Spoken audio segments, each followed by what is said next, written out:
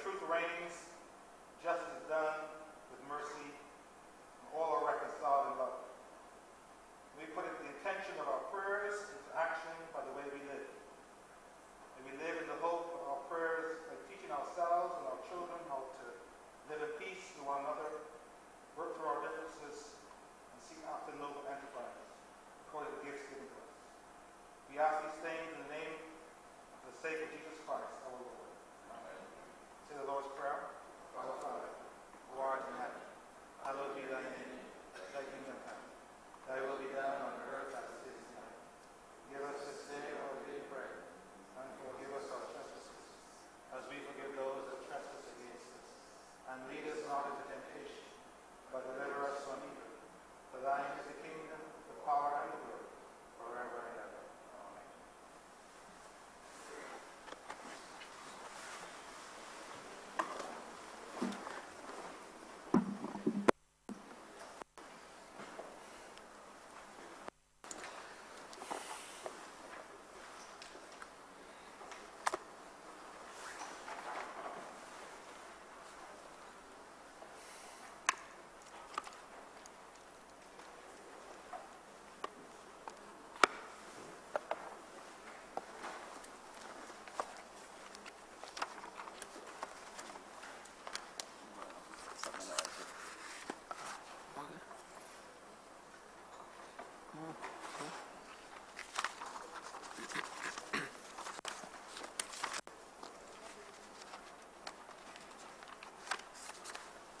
This House is now in session.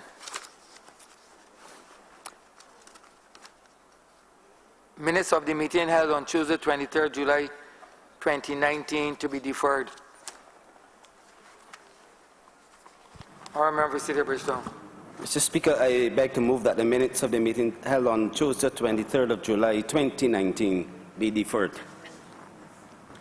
The question is that the aforementioned minutes be deferred. All those honourable members in favour, please say aye. Those against, please say no. Meeting, the ayes have it. The aforementioned minutes are hereby deferred.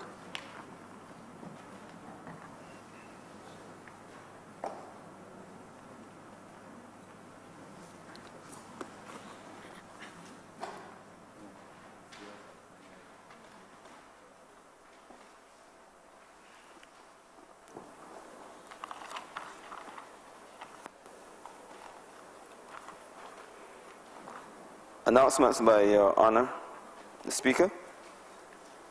Messages from Her Excellency the Governor General, petitions and papers.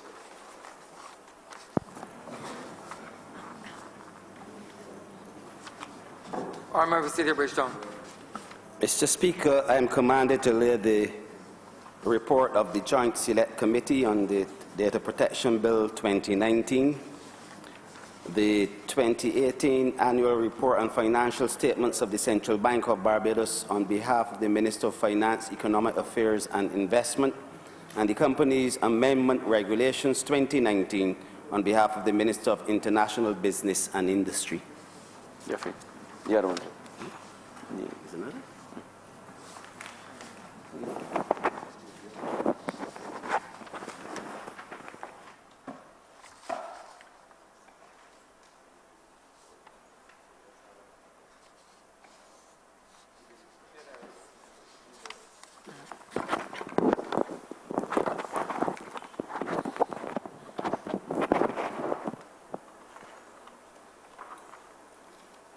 Government notices, private members' notices, notices of questions, reports from select committees, first readings of bills.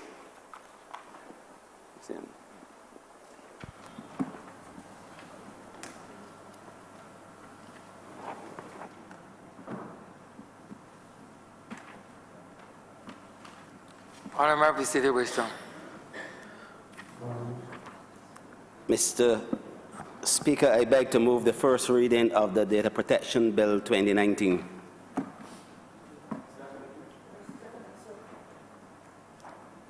The question is that this bill be read here first time. All those honourable members in favour, please say aye. Those against, please say no. Meeting, the ayes have it. Statements by ministers, congratulatory and or obituary speeches, personal explanations, motions for leave of absence, oral replies to questions, notices of motions for the adjournment of the House on matters of urgent public importance, orders of the day. Mr. Speaker, I beg to move the suspension of Standing Orders 6, 16, 18, 20, 42, 5, and 43 and 44 for the remainder of the day sitting. The question is that the aforementioned standing orders be suspended for the remainder of the day sitting. All those honorable members in favor, please say aye. Those against, please say no. The aforementioned standing orders are so suspended.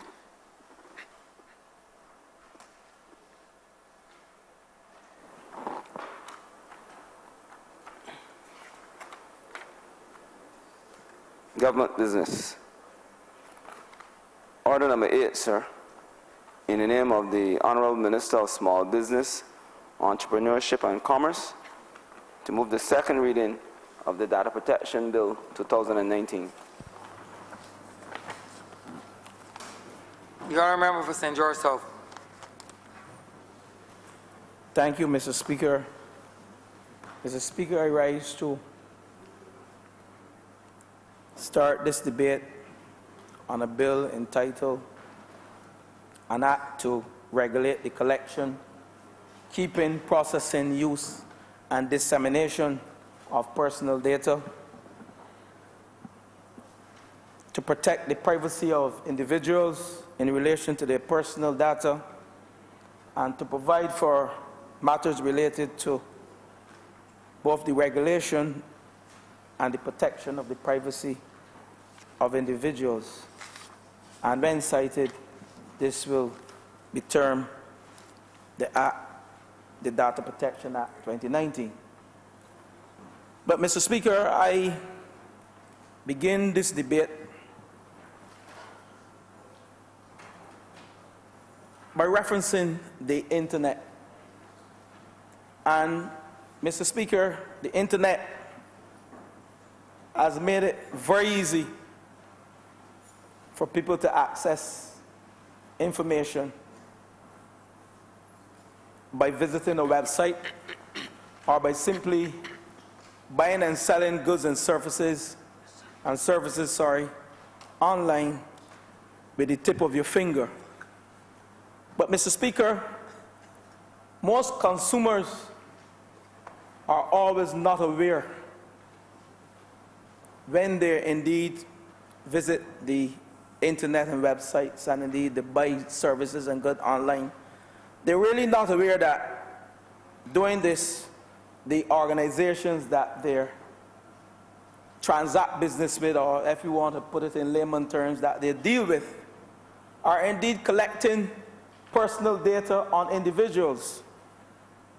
And, Mr. Speaker, I will reference a 2016 Consumers International Members Survey done in Latin America.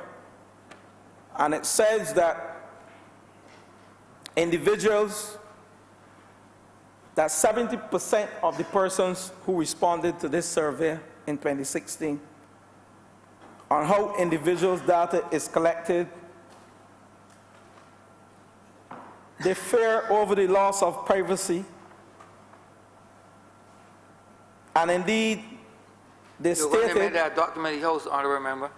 Yes, Mr. Speaker, I can make this a document of the House. It is a Consumers International Coming Together for Change report, a 2016 report that speaks to how consumers view shopping online and indeed one's privacy as it relates to data protection. But 70% of the respondents in this survey really understand and have control over how their data is collected, stored, and used. So 70% of the respondents stated that they don't have any clear understanding of how their data is collected, stored, and used. That was a 2016 survey. But I used that survey, Mr. Speaker, to dive into the whole aspect of personal data and respecting one's privacy and personal data. When we shop online, organizations gather information, I said earlier, on our personal data. And it is obvious that some of this information can be stuff like your name and address. They go as deep as your location. They also go as deep as tracking your browsing behavior. They also go as deep as tracking your spending patterns. But this data is then used by companies for whatever form it is, whether marketing, advertising, and indeed this data can also be stored in some insecure locations where the risk is high in terms of misuse of data and indeed invading one's privacy. But this data is also transferred through third parties and across borders to facilitate these organizations doing business. And indeed, Mr. Speaker, this is a threat to companies, to individuals, which we will later refer to as data subjects. And what this legislation is seeking to do is to address some of these concerns that were indeed raised in the 2016 survey with respect to use, collection, and disclosure of information, how organizations use individual data. And as this government seeks to promote and encourage the use of information and communication technologies, and as this government seeks to provide more of its services online, leveraging digital technologies, and as this government seeks to transform into a digital economy and create an enabling environment for the ease of doing business, it must ensure that its legal and regulatory framework is indeed one that the key stakeholders would have the confidence in, as we indeed seek to build up our digital economy, or for a better word, our digital ecosystem, indeed to enhance Barbados' competitiveness as it relates to trade and the ease of doing business. So this legislation, Mr. Speaker, seeks to make our data protection laws fit for the digital age. And indeed, it will empower individuals to take control of their personal data and support businesses in their various operations. In essence, Mr. Speaker, this government will ensure through this bill, and when this legislation is enacted, it will govern the collection, use, and disclosure of individuals' personal data by organizations in a manner that recognizes both the rights of the individual to protect their personal data, and also in a manner that recognizes the need of the organizations to collect, use, and disclose personal data for the purposes only that a reasonable person will consider appropriate to their circumstances. So it speaks to the misuse of data and how we, as a government, we have catered in this bill and in this piece of legislation to ensure misuse of data becomes a thing of the past. And I will speak to certain aspects of the legislation as it relates to data protection principles and as it relates to the rights of the data subject, which is the individual. But, Mr. Speaker, we started this journey before last year. And indeed, if you recognize our journey to indeed a digital economy and indeed to enhance our competitiveness and the ease of doing business as it relates to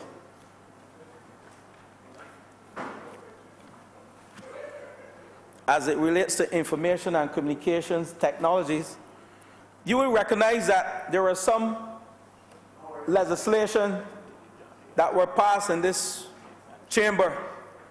And indeed, I have to be fair to this great institution, the Barbados Labour Party.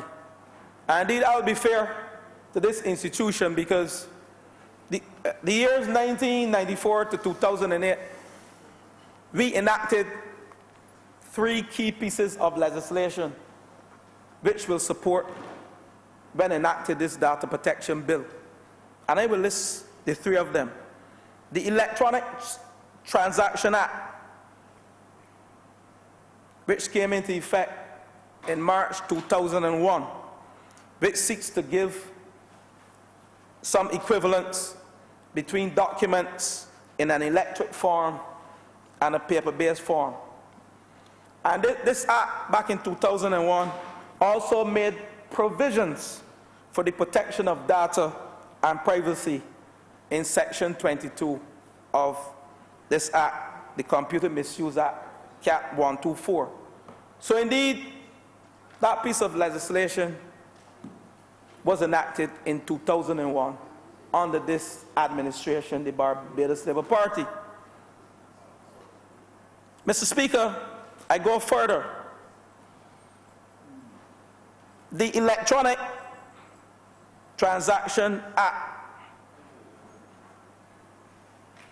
sorry, not the Electronic Transaction Act, I just mentioned that, which is the Electronic Transaction Act, Cap 308, which seeks to give the equivalence to documents in an electric form and a paper form.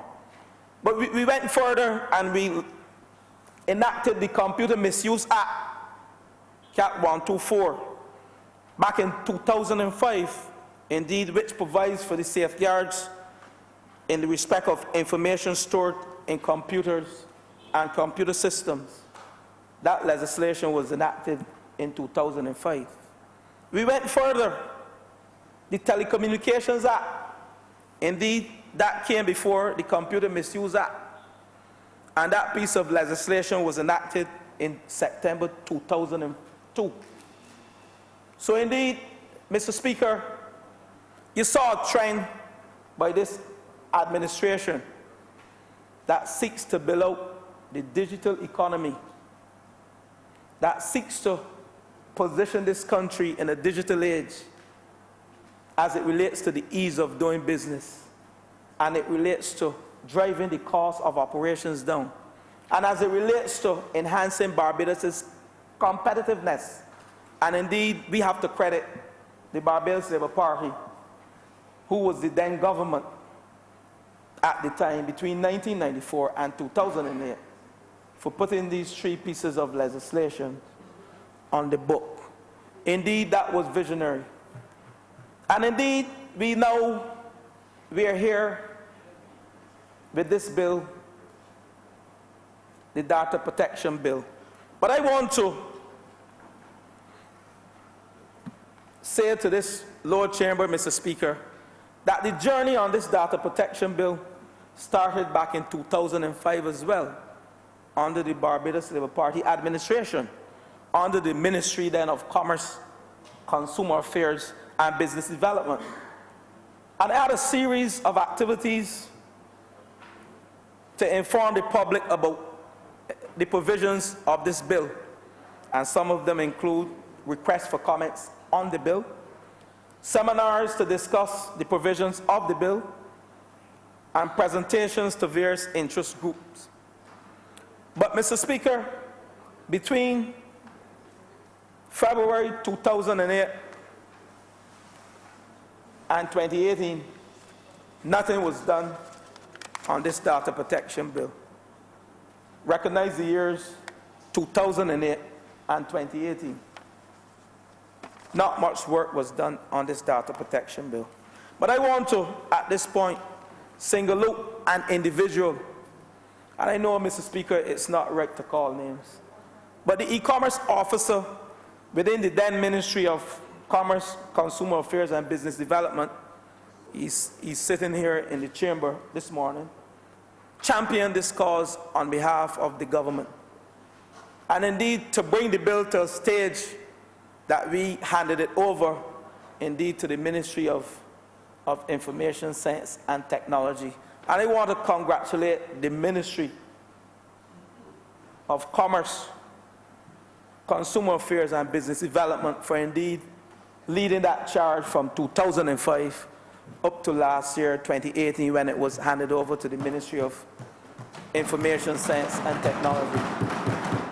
And I want to congratulate the officer, the e-commerce officer, who's known to most of us. Indeed, he would have done a lot of work on this bill. And indeed, when we handed over this bill, I am proud to say that the e-commerce officer handed over a draft bill to the Ministry of Information, Science and Technology. But, Mr. Speaker, that's the history. And indeed, the Joint Select Committee was indeed formed to look at the whole aspect of, to constitute the debate and to report on a bill to regulate the collection, as I mentioned, the keeping and the processing and the use of and dissemination of personal data. And indeed, this committee was chaired by the Honourable Senator K. McConney.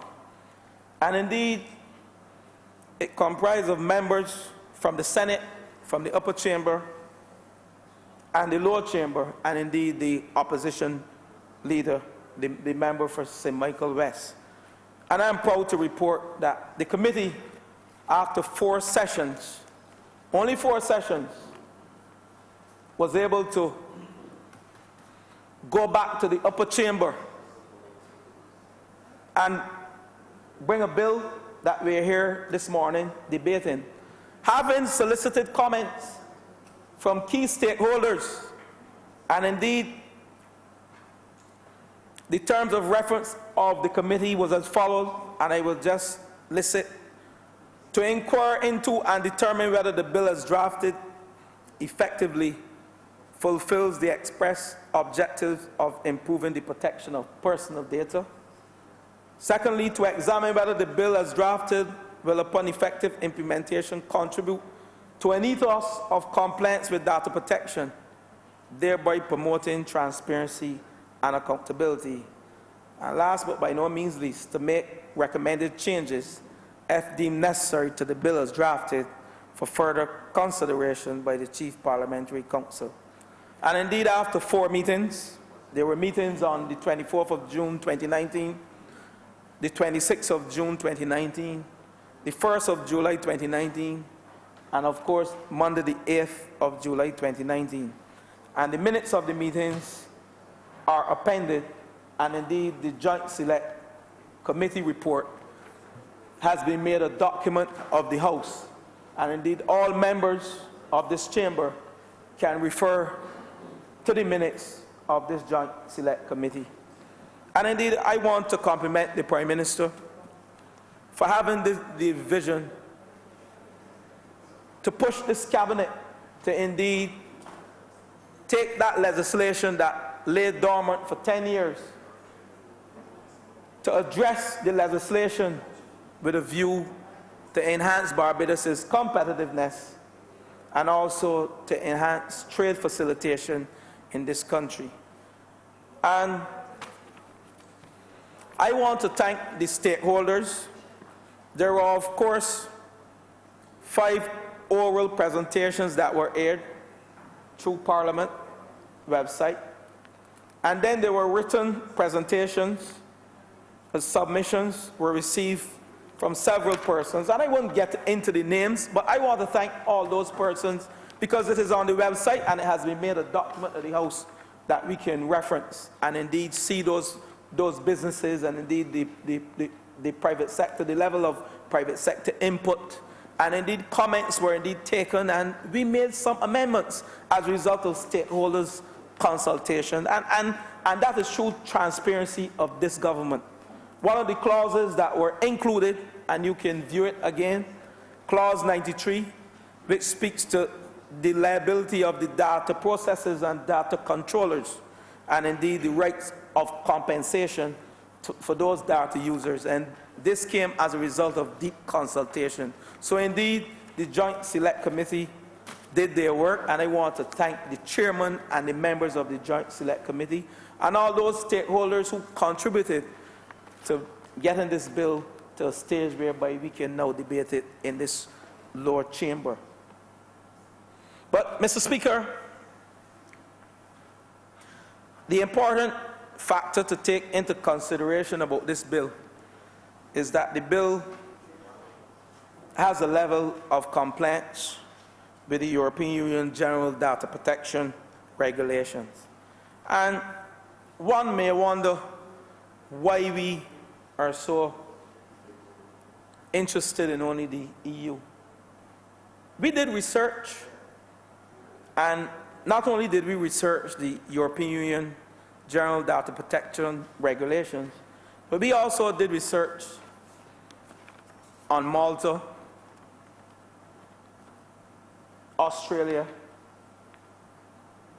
Canada, and the CARICOM countries. And whereas within CARICOM, Trinidad is probably the only country right now with a data protection bill, but it's not GDPR compliant.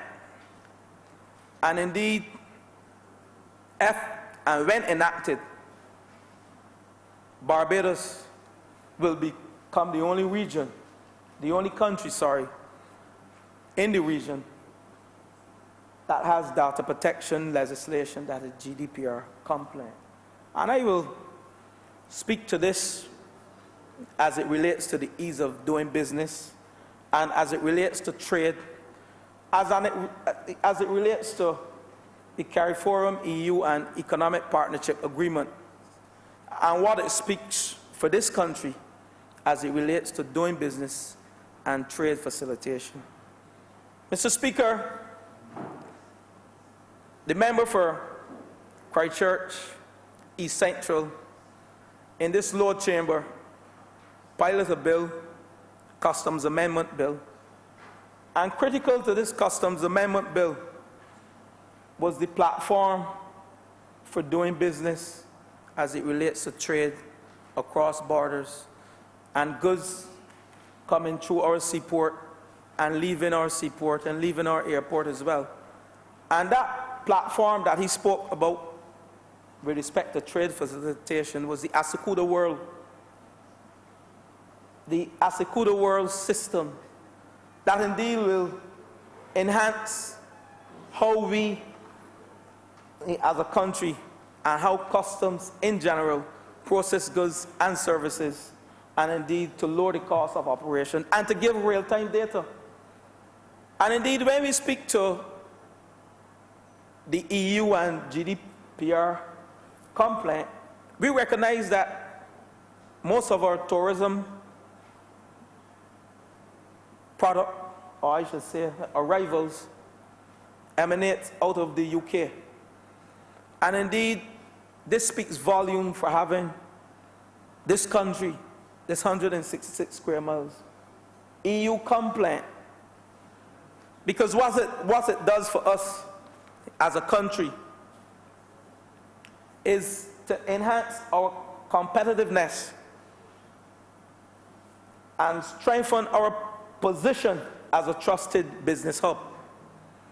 And indeed, not only does it enhance the competitiveness, but it also gives us the opportunity, when this bill is enacted,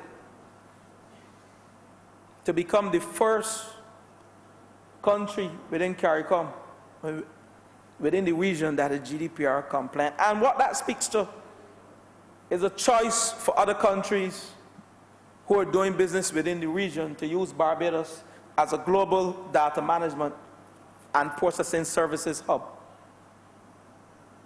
And Mr. Speaker, this bill is indeed a very important piece of legislation before the House. And it sells ourselves as a compliant jurisdiction to attract businesses.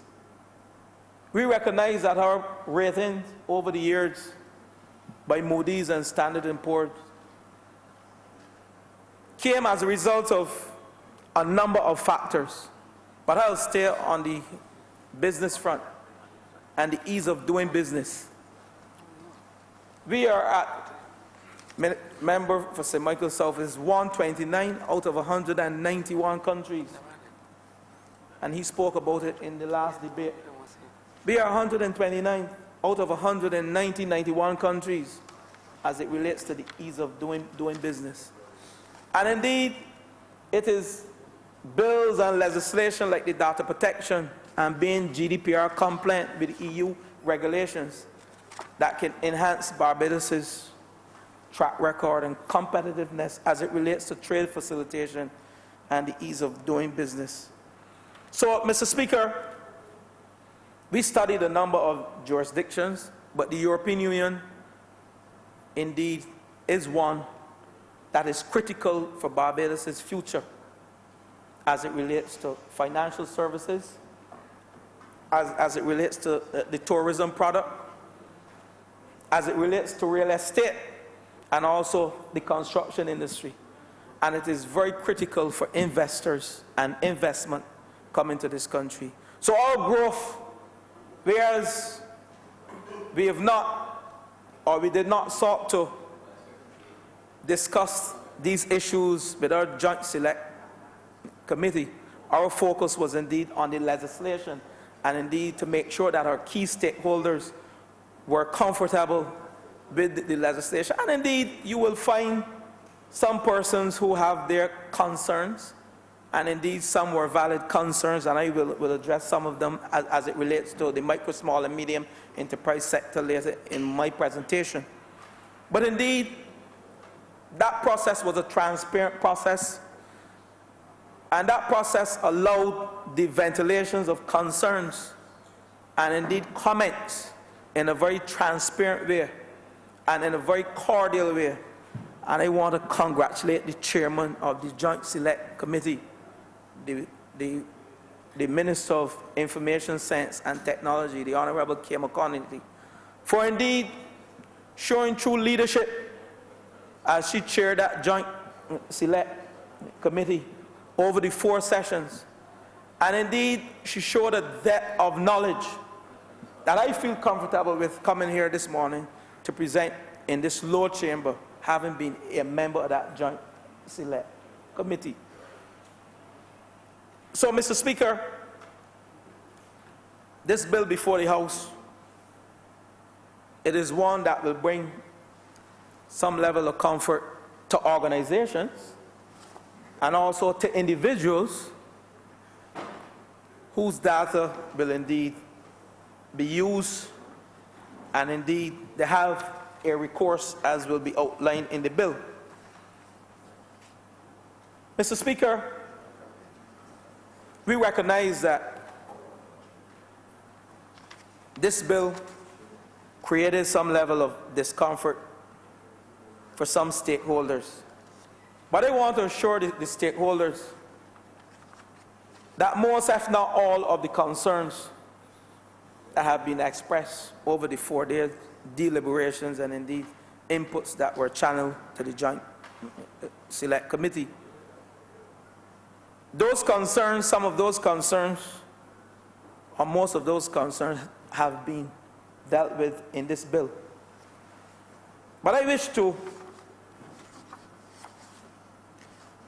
focus on 2 aspects of the bill as I move into the bill. I promise not to be too long in my presentation. The member for Christchurch East is laughing, but I won't be too long. The aspects of data protection principles and the rights of the data subject, which I call the engine of the legislation. And indeed, the micro, small, and medium enterprise sector had a number of concerns as it relates to these 2 areas with respect to the rights of the data subject, which is the individual. So your data with a view to what are some of the elements and the clauses in the bill that will seek to protect small businesses and indeed, or to prevent this escalation of costs as it relates to becoming compliant under the data protection bill. And indeed, some of the compliance issues outlined by some of these businesses highlighted the need for some of the small businesses to redesign the data collection forms, online and physical, and on the website, to reflect the data processing policies and procedures which are compliant with this bill, or should I say this act, when enacted in this Parliament. So the redesigning of these forms and indeed the data processing policies, some of the businesses recognize that this will pose some increased costs to micro, small, and medium enterprises. They also looked at the acquisition of hardware and software security systems, firewalls, and antivirus software. They also looked at the development and the maintenance of data systems that process personal data in a manner that is compliant with these two parts that I mentioned, the data protection principles and the right of the data subject, which is the individual. And they also express a view that the micro, small, and medium enterprises will have to ensure that the third-party handlers, a company that would perform services such as payroll on behalf of another company, are also in compliance with the Act. But, Mr. Speaker, when I looked at the data protection bill, and indeed parts 2 and 3, gives small businesses some leeway in our regulations. Yes, we recognize that we want all businesses to be compliant. And indeed, it is good for the organizations, and indeed, it is good for individuals, for the data subject. Because you cannot only look at 166 square miles. And when I speak to most organizations as it relates to micro, small, and medium enterprise sector, or micro, small, and medium enterprise sector, I often say to them two things. We have to forget reaching the world through paper, because by the time we try to reach the world through paper, there's some other innovation, whether in the Silicon Valley, whether in Southeast Asia, somewhere, that indeed that has gone on and left us. That is one thing that I often say. And I often say to most companies that we cannot isolate this 166 square miles as the only place to do business. So if we're looking to build out our micro, small, and medium enterprise sector, there are some things we have to do. And indeed, the data protection legislation will ensure that we are compliant and we put the necessary systems in place that people will feel comfortable investing in our businesses here. People will feel comfortable trading with us. And indeed, those are two of the aspects of the micro, small, and medium enterprise sector that I often focus on. So acquiring software to make sure that we have adequate protection with our software securities, example of firewalls and the antivirus software. Those are things that we should be doing normally as businesses to ensure that we can compete and to ensure that we have the level of protection in our systems that can withstand the test of time. And indeed, Mr. Speaker, only last year, when I came to office, I think it was in July that I met with a retailer in this country. And indeed, that retailer's system was hacked by cybercrime. It was impacted by cybercrime.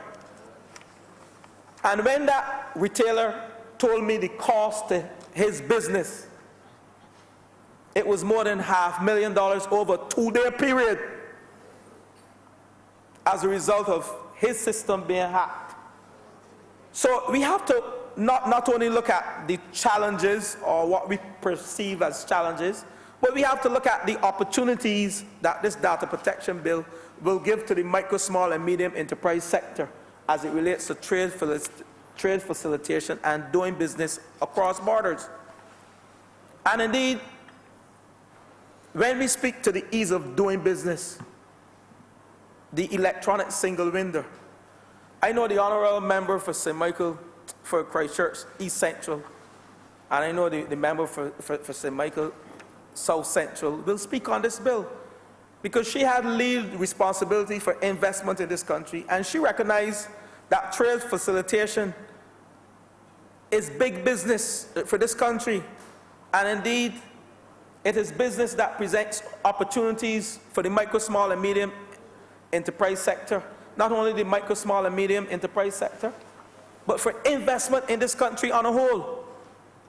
So we cannot look at the bill and focus on the minor challenges. Yes, we recognize that businesses are indeed having one or two concerns that we will address. But look at the opportunities that bringing this bill to fruition can bring to this country and to small businesses. Mr. Speaker, the micro, small, and medium enterprise sector in the EU, they recognize that small businesses may not have to go through the level of scrutiny as some of the larger businesses. For example, when I get into the role of the data privacy officer, we don't expect that a one-door shop, nor these businesses that are going through the trust loans, these $2,000 businesses, are at the stage of hiring a data privacy officer who is like an auditor. So we don't expect that these small businesses will hire one of those officers, but we still expect a level of compliance, because with the compliance bring a level of opportunity that you will not have without the level of compliance that this bill will bring to these micro, small, and medium enterprise sector. So the micro, small, and medium enterprise sector in the EU need not keep records of processing activities unless the activities that they're carrying out is not an occasional activity, or if it is likely to result in a risk for the rights and the freedom of the data subject. So that cost for the micro, small, and medium enterprise sector will not be borne by most of our small businesses, because if we are GDPR compliant, and we have studied the EU GDPR data protection regulation, and we have modeled somewhat off of the GDPR regulation, in addition to others that I would want to reference. Malta, whose act came into effect in 2003, and I will speak to the data commissioners, data protection commissioners later in my presentation. But my point to the micro, small, and medium enterprise sector, there are avenues as a result of this data protection legislation to create new businesses and to create new opportunities. And I spoke earlier with respect to the choice for global data management and data processing services. So those small businesses need not employ persons as data privacy officers or data processors, but they can contract out these services and form businesses. And indeed, this is an opportunity, because Barbados will be the only, and I keep repeating it, when enacted, the only country in CARICOM that is GDPR compliant as it relates to doing business within the EU. Mr. Speaker, the data controller, the data processor, and the data privacy officer, which forms part 6 of this piece of legislation. The micro, small, and medium enterprise sector, they think that they will have to hire a data processor, a data privacy officer, or assign those respective duties to existing staff members or outsource such services. With this piece of legislation, companies are now forced to train their staff. And indeed, we recognize that our biggest asset in this country is human capital. And indeed, when you train your staff to become data processors, to become data privacy officers, indeed, you then can offer that service to other companies in the region.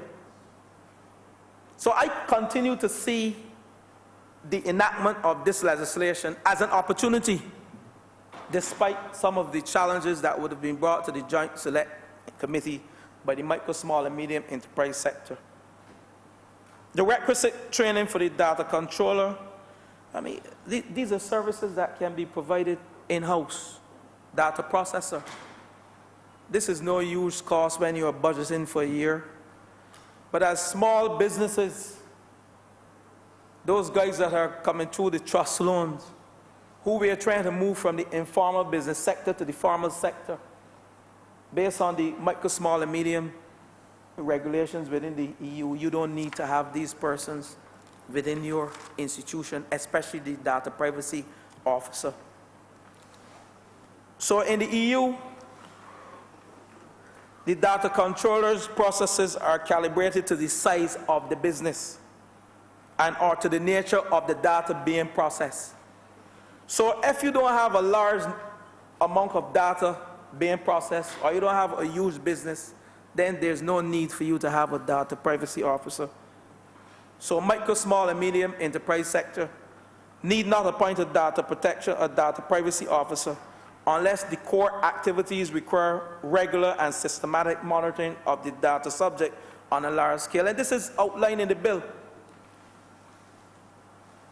Or if they process special categories of personal data, such as the revealing racial, ethnic origin, or religious belief. And I will speak to that later as well in the bill.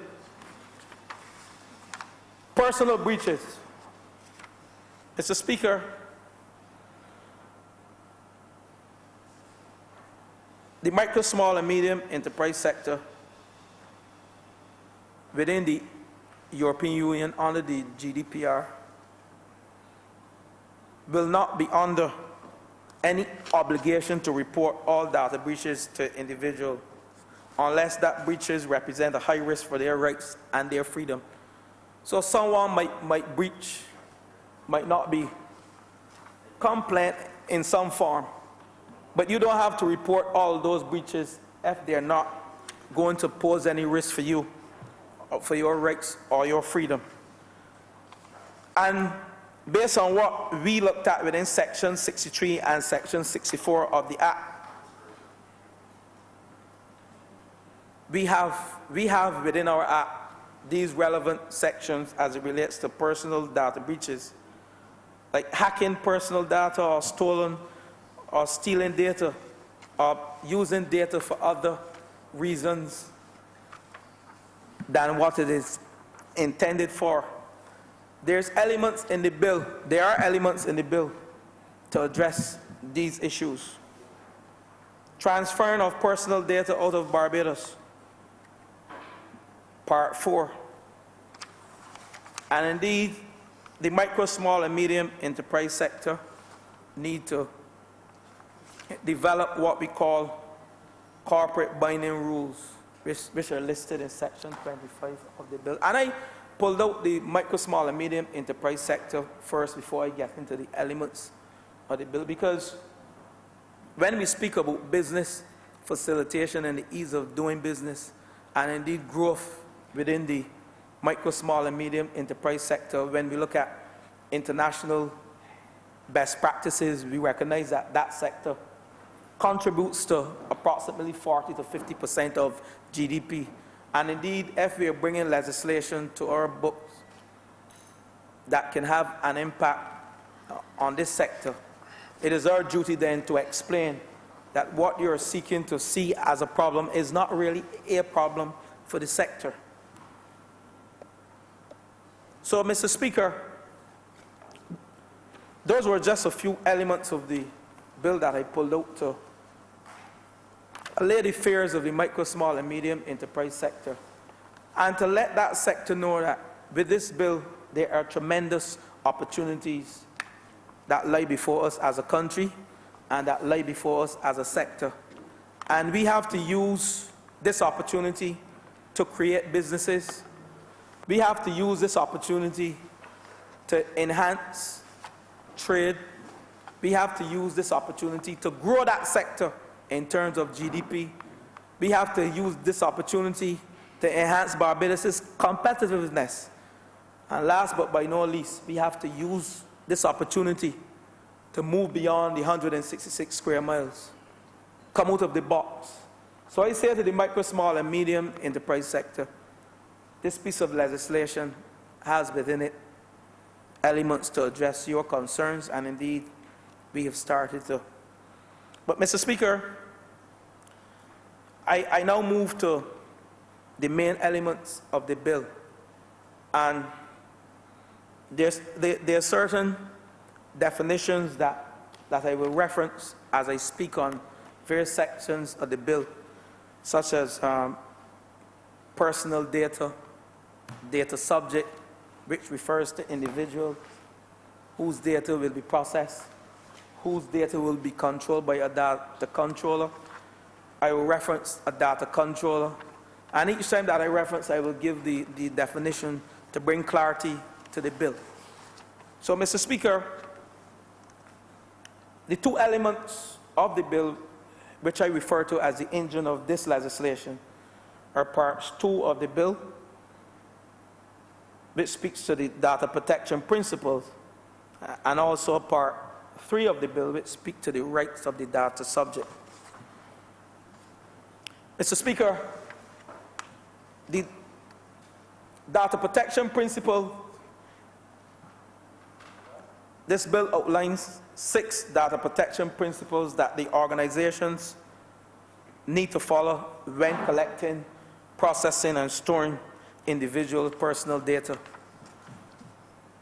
And indeed, the data controller is responsible for complying with the principles and must be able to demonstrate the organizational compliance practices.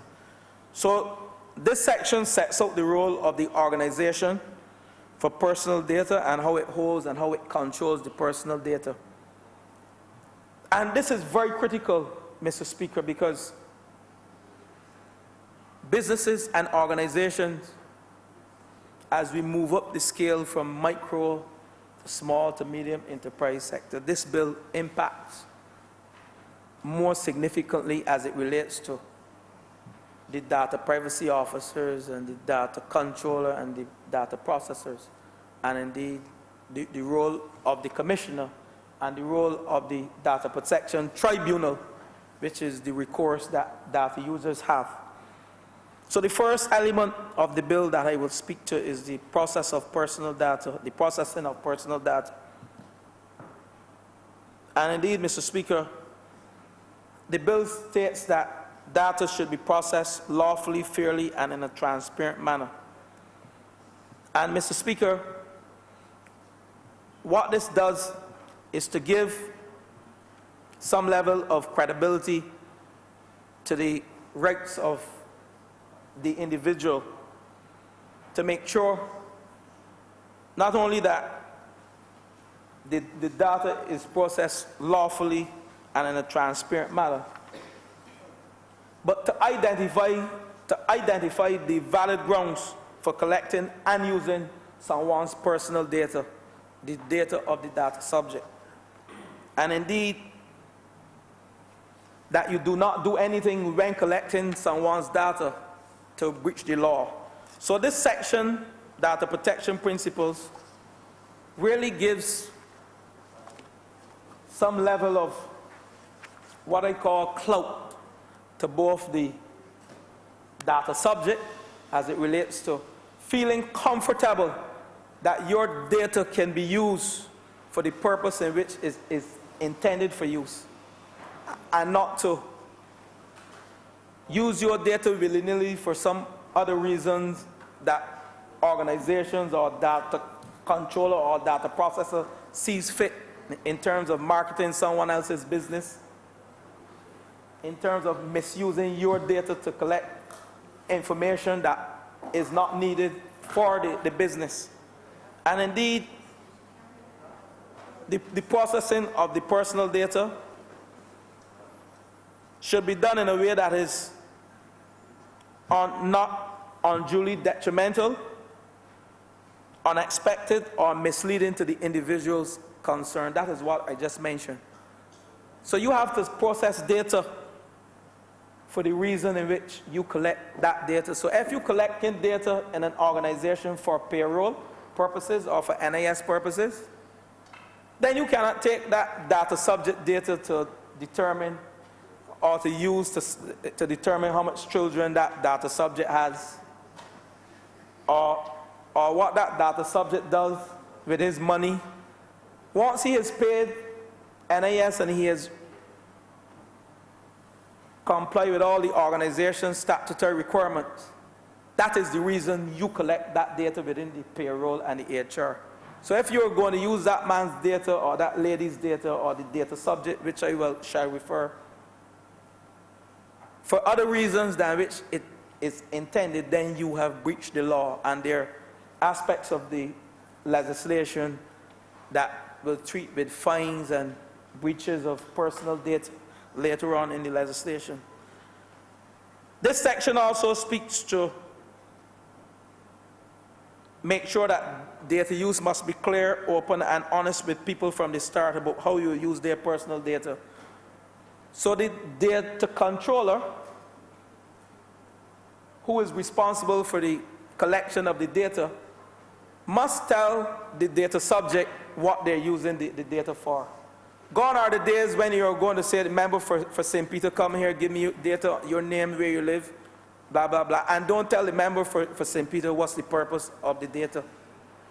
And that is within this bill here to make sure that we protect the privacy of individuals. The section also deals with ensuring that data is kept in a secure manner with protection against unauthorized access and unlawful processing. And when I get to the rights of the data privacy officer, who, in my view, functions like an internal auditor within an institution, that data privacy officer has to make sure that the data is kept in a secure manner, and indeed that the data is protected against unauthorized access on unlawful processing. Within the legislation, there's also a data protection impact assessment that indeed is similar to when we are building buildings in this country. We go through an environmental impact assessment.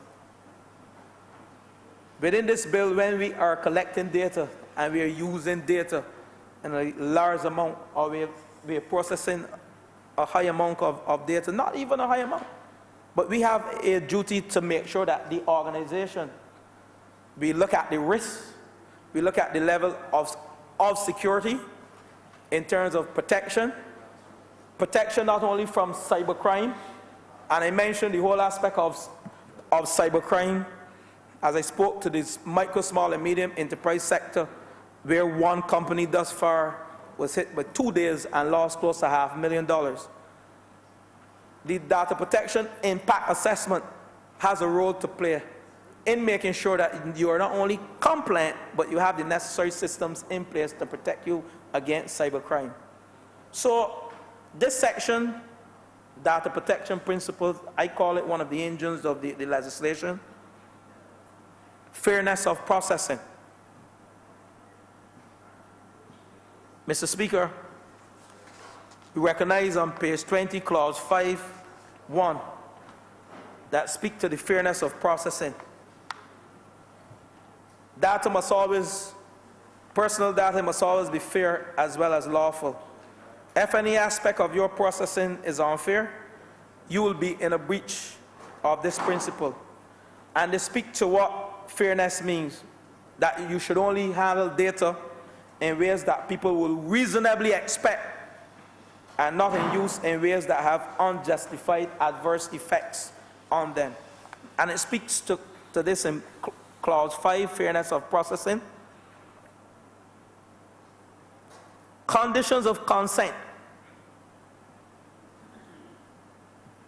Mr. Speaker, this is one of the areas that I think is very critical, in that when processing is based on consent, at first all processing of data should be based on consent, with the exceptions of some that I will mention, when it is sensitive personal data, and there's a section in here, I think it's Clause 5, on exemptions. But you have to give consent as the data subject for your data to be processed.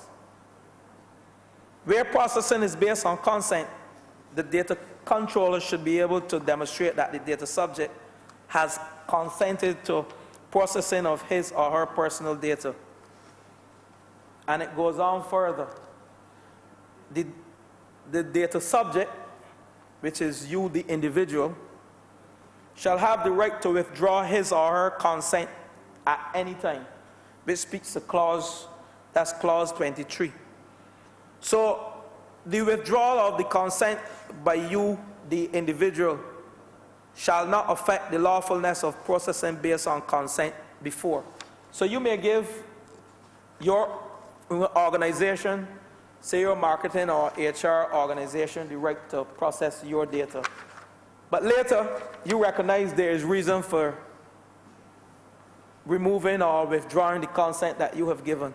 So you have a right within this legislation under clause 7.4 to withdraw the consent that you have given. But that comes after you have given the consent. So don't expect that transactions that have gone on before that you would have given the consent to. You can now come and say, transactions that were done in January, I have a difficulty with. No. You can withdraw the consent based on present transaction and not prior transactions. So that is why it is stipulated the withdrawal of consent by the data subject shall not affect the lawfulness of processing based on consent before its withdrawal. And the bill goes on within section to speak to the processing of a child's personal data. And indeed, the processing of a child's personal data shall be lawful only when and to the extent that the consent is given or authorized by the parent or guardian of that child.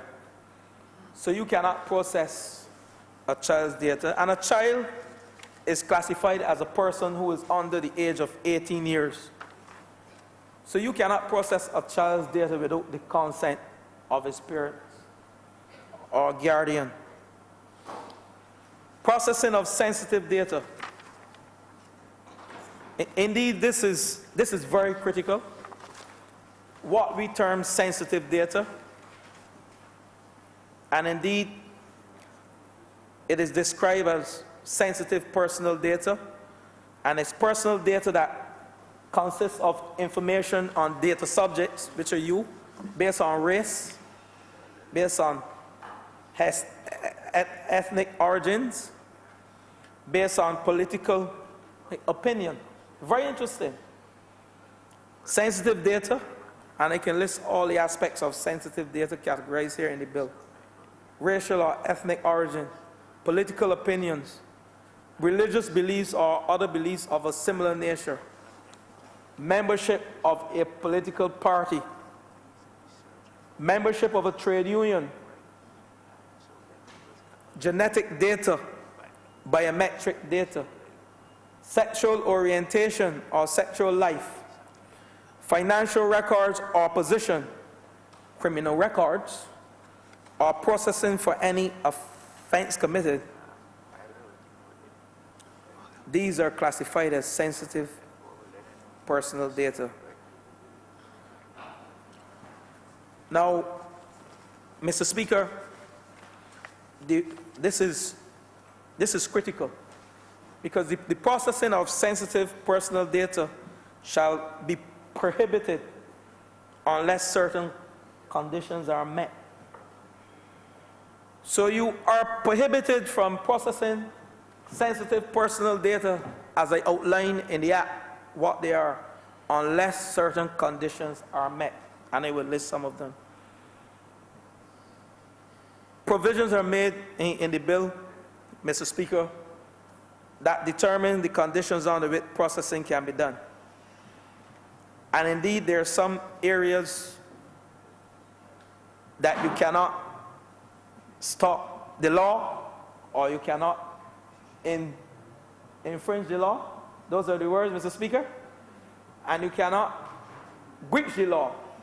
So, with respect to these sensitive personal data,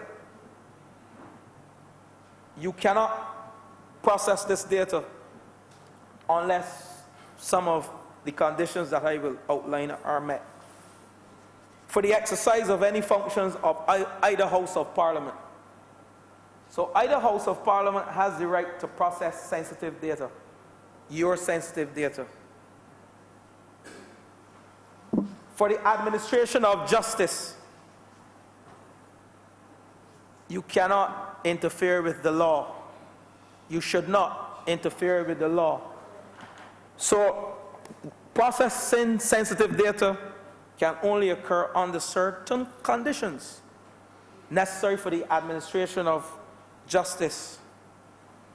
For the House, the processing is necessary for the exercise of any function of a public authority. And those public authorities, they listed some of them. The processing is necessary for medical purposes and is undertaken by a healthcare professional. A person who is in the circumstances owes a duty of confidentiality, which is equivalent to that which would arise if that person were a healthcare professional. So even though you are processing this sensitive personal data, you still have within the law, within this act, a duty of confidentiality when you're processing healthcare data records. And I know the member for the city during his presentation, he will speak on health records. I'm not going to spend too much time diving into that. So, Mr. Speaker, racial or ethnic origins, and indeed, it is necessary for the purpose of identifying or keeping under review the existence or the absence of equality of opportunity or treatment between persons of different racial or ethnic origins, with a view to enabling such equality to be promoted or maintained. So indeed, you can process data for the process of making sure that there is equality and that there is justice. So this sensitive data cannot be willy-nilly, as I outlined there, processed. And indeed, it also speaks to the processing is necessary for the purpose of or in connection with any legal proceedings, including prospective legal proceedings, for the purpose of obtaining legal advice, or otherwise for the purposes of establishing, exercising, or defending legal rights. So indeed, you have the conditions outlined in Part 2 of this bill under Section 9(1) down to 9(5) that speaks to how processing of sensitive data could occur. So you cannot willy-nilly take up someone's sexual orientation data. You're asking for payroll to pay my NIS, and you're asking to pay my PAYE, and then you are going to publish my sexual orientation or my sexual preference. Indeed, that is a breach under the Act. You cannot, for the purposes, again, take up my religious belief and publish it without consent of the data subject, which is myself or you. So indeed, there are provisions in this Act that protects the right and the privacy of the individual within organizations, whether it is the public service, is the private sector, it is a one-door shop. Your information is protected under this legislation. So Mr. Speaker, let me move on now to the part 3 of this bill, the rights of the data subject. Indeed, under the bill, Mr. Speaker, the proposed bill, a data subject has the following rights with regard to their personal information. And indeed, why I keep referencing the EU General Data Protection Regulation, because most of what we are discussing here are EU compliant, and it gives the individuals and the organizations the opportunity and the clout to feel comfortable doing business within the European Union. And indeed, being the only country that will become GDPR compliant when this bill is enacted soon, then indeed that speaks volume for our country and the opportunities that our businesses indeed have, and our organizations generally, and indeed our public service.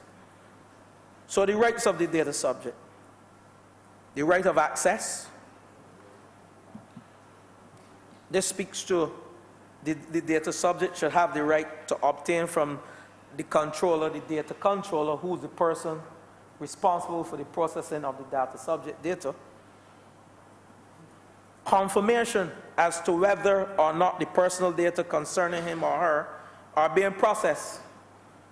And where that is the case, the data subject must have access to the personal data and information pertaining to the processing. So gone are the days when the Honourable Member for St. James North, people can ask him for his data, and he has no recourse, or he cannot question what you are doing with the data, what this data is being used for, how is it being processed.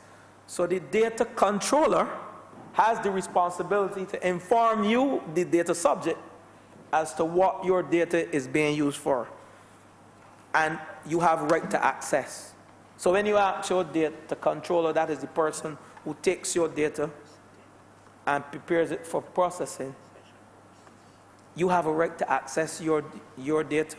And indeed, there is provision in this legislation that speaks to the process in which that is done. It's not done willy-nilly. I think it's clause 8 that speaks to the role of the register of the controllers and the role of the data protection commissioner and the role of the data controller as outlined in part 6 of this legislation.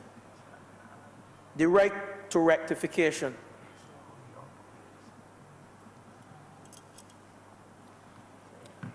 The right to rectification means that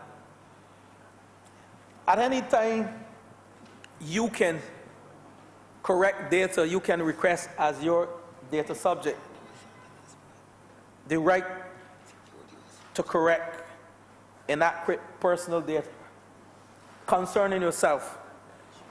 And this is outlined in clauses 11 and 12 of the bill. So those who are following the bill can see the rectification, the right to rectification. And it says the data subject should have the right to obtain from the data controller without undue delay, clause 11.1, the rectification of inaccurate personal data concerning him or her. So, Mr. Speaker, here again, you have some rights as the data subject to correction as it relates to the inaccuracy of data. The right to erase, the right to be forgotten. It is described as the right to be forgotten in the EU GDPR legislation. You have a right to erase data, but let me explain how you have that right. The data subject should have the right to obtain from the controller the erasure of personal data concerning him or her without undue delay, and the controller should have the obligations to erase personal data without undue delay as per the relevant sections. And there are reasons given for erasing data. And I mentioned earlier, if the consent is withdrawn, at the time you withdraw the consent, then you can request from the data controller to remove your data. So the doctors, indeed, and the patients, you know, you have to have some binding agreements and indeed following this legislation to understand that after you have received your procedure and stuff, I think you can have your data removed once you request that data. Data is no longer necessary for the purpose which it was collected or otherwise processed. So you can have it removed then. Unlawful processing of data, you can ask for the data to be erased. And if there's some legal obligation, then you can ask for your data to remove. So there are reasons cited in part 3 of this bill, clause 12, 1, 2, and 3, that speaks to the right to erase data. And this section then goes on to speak to the right to restriction of processing. So you could restrict processing of data if you recognize that the data is inaccurate. So where the accuracy of the personal data is contested by the data subject, the restriction would be for a period, enabling the controller to verify the accuracy of the personal data. So you can stop data being processed if you recognize that there's some level of inaccuracy with your data as an individual. And you can request this to the data controller. Right to data portability. This is somewhat critical. This bill speaks to the right of data portability. The right to receive your personal data in a structured way, commonly used and machine-readable, in a machine-readable format, and you have the right to transmit this data from one data controller to another without hindrance from the one that you have given this data first. And indeed, you can, the right to have data portability, your data may be used by the member for St. Michael South for the purpose of fishing and boating. Then you may need this said data for the purpose of labor law. So the member for St. Peter, I as the individual data subject can request from the member for St. Michael South my data, and he has a right to give me, and I can pass on that data on to the member for St. Peter, so he can use that data for my purposes within labor. So indeed, you as a data subject, you have certain rights within this bill. Right to data portability. You can even go across borders with respect to this data, moving your data from one organization, requesting it from a data controller in one organization within Barbados to have it used in Jamaica by another data controller. That is your right within this law. So, Mr. Speaker, you also have a right to prevent processing likely to cause damage or distress. And you have a right to prevent processing for the purpose of direct marketing of your data. And critical to this section, Mr. Speaker, is the whole aspect of automated individual decision making, including something we call profiling. Now, Mr. Speaker, it is somewhat of what I call a common occurrence. And I spoke to it earlier in my preamble. When I said that persons go on the internet to do shopping, buying goods and services online. And indeed, what you have given is the organization, information on your name and address. You can go as far as your location, and they can use this data to indeed use it to refer to your preferences.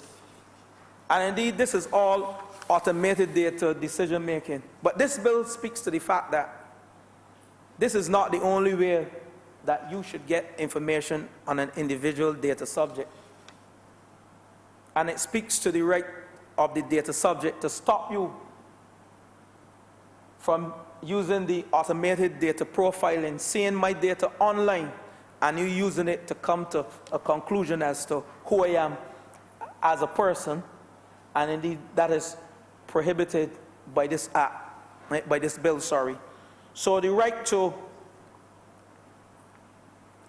not to subject to a decision based solely and on automated processing, including profiling, which produces legal effects concerning him or her, or similarly significantly affects him or her. So when you shop online, people look at your spending pattern, people look at your preferences, they take your name, they take your location, and they can infer from that who you are as a person, and that is prohibited in this bill. So you would hear me speak about the automated individual decision-making, including profiling. That is on this section 2. I think it's on the clause 33. So these are some of the areas in the bill that indeed gives the data subject protection and indeed a greater level of privacy. Mr. Speaker, let me move on to part 4. I'm not going to go through every aspect of the bill, but there are some aspects of the bill that I think are critical. And I move on to part 4, transfer of personal data outside Barbados. Mr. Speaker, there is a general principle for the transfer of personal data to a country or territory outside Barbados. And indeed, Mr. Speaker,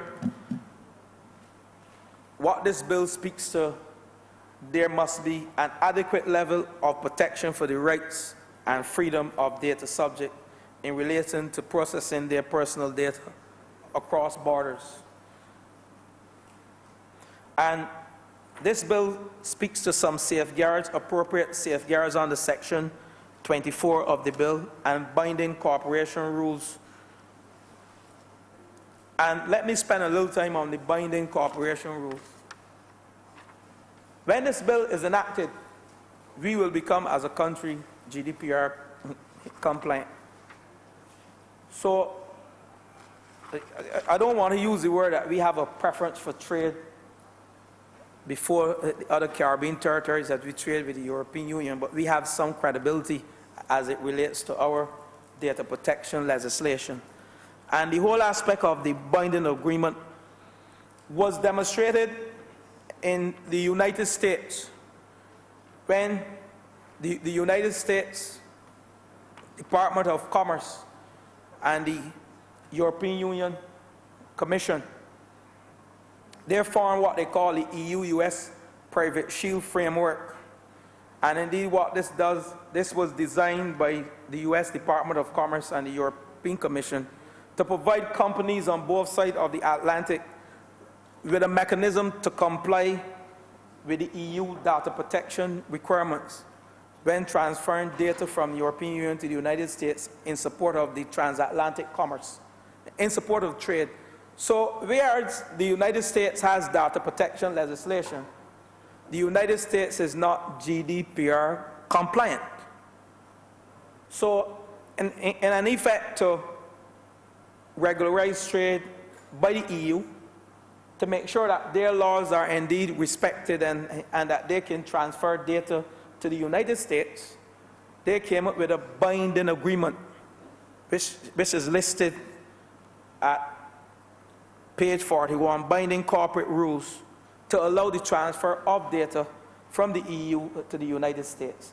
So, indeed, if we, as a country, when we begin to trade with territories who don't have data protection legislation in place, we have to come up with these binding agreements and put the appropriate safeguards to protect our data and to protect organizations as we trade. And indeed, that is what the European Union did in terms of trading with the United States. And this is very critical for transferring of personal data outside of Barbados.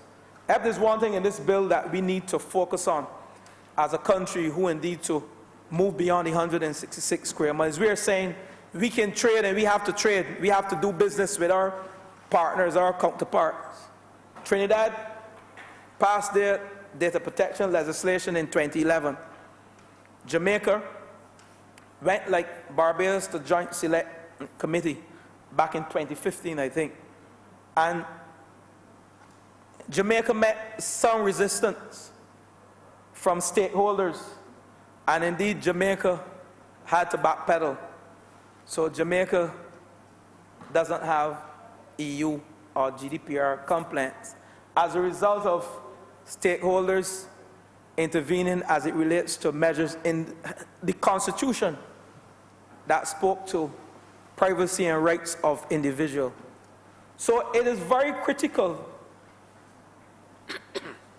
Another case cited was within the Asian Pacific countries, whereby you had the cross-border privacy rules called the GBPR systems.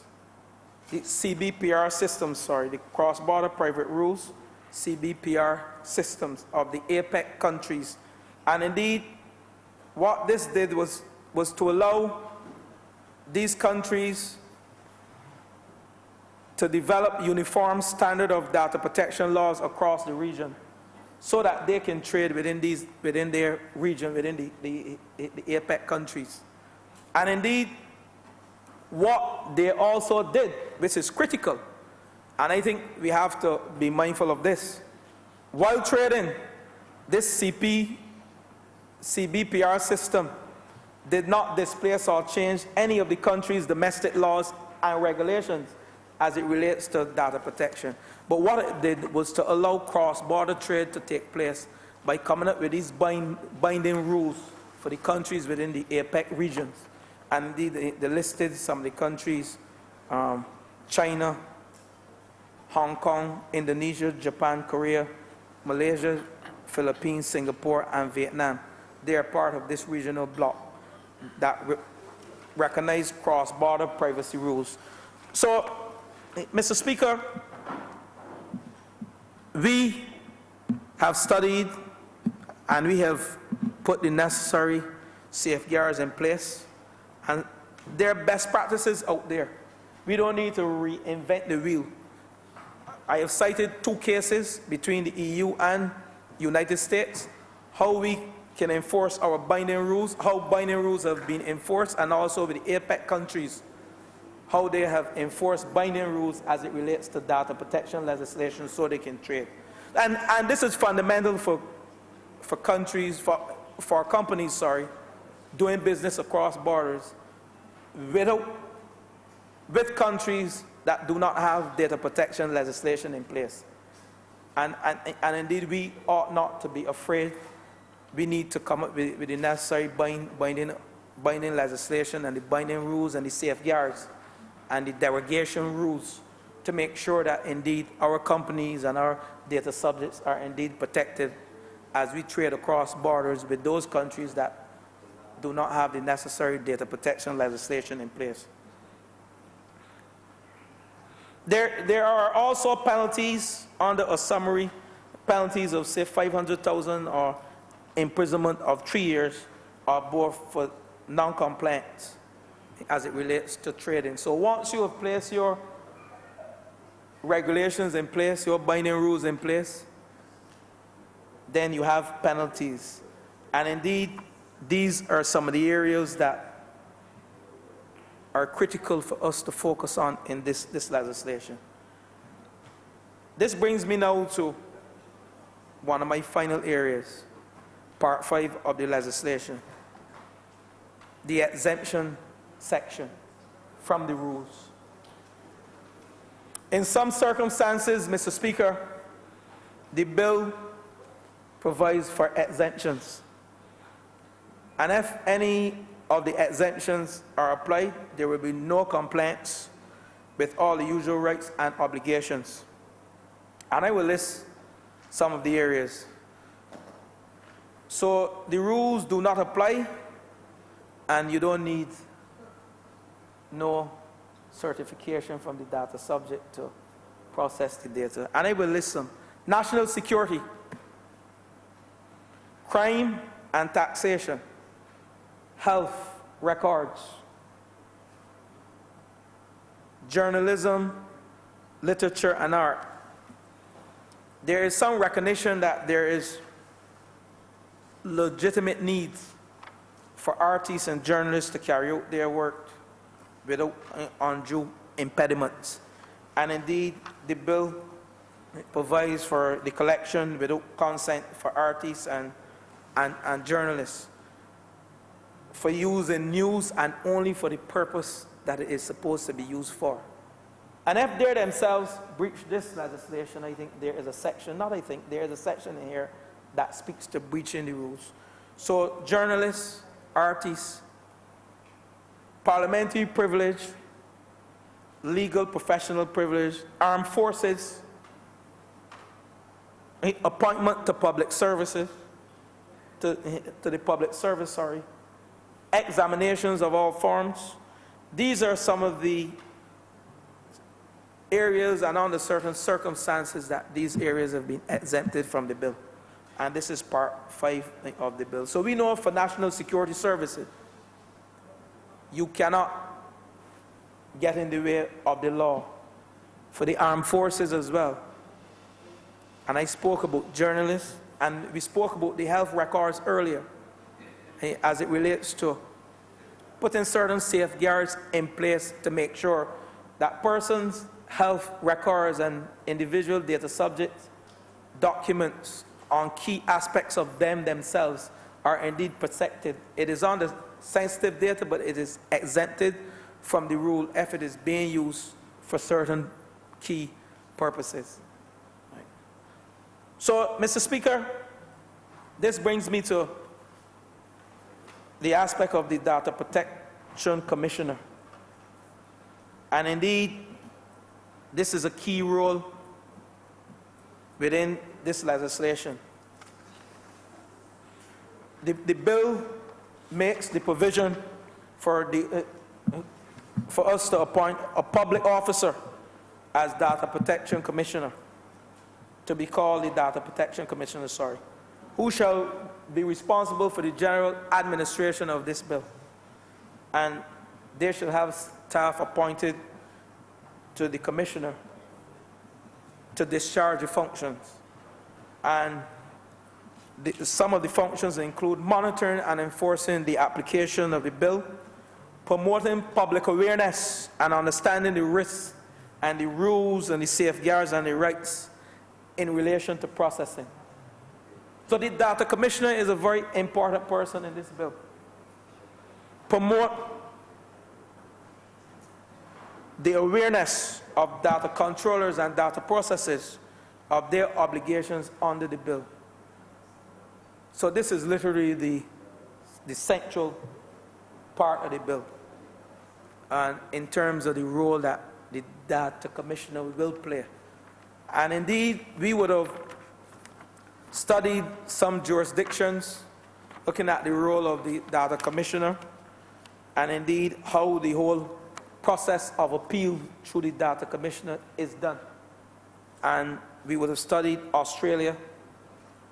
Australia had the privacy rights of individuals protected under the Privacy Act in 1988. And Australia had the Office of Privacy Commissioner, who performed the functions under the Act.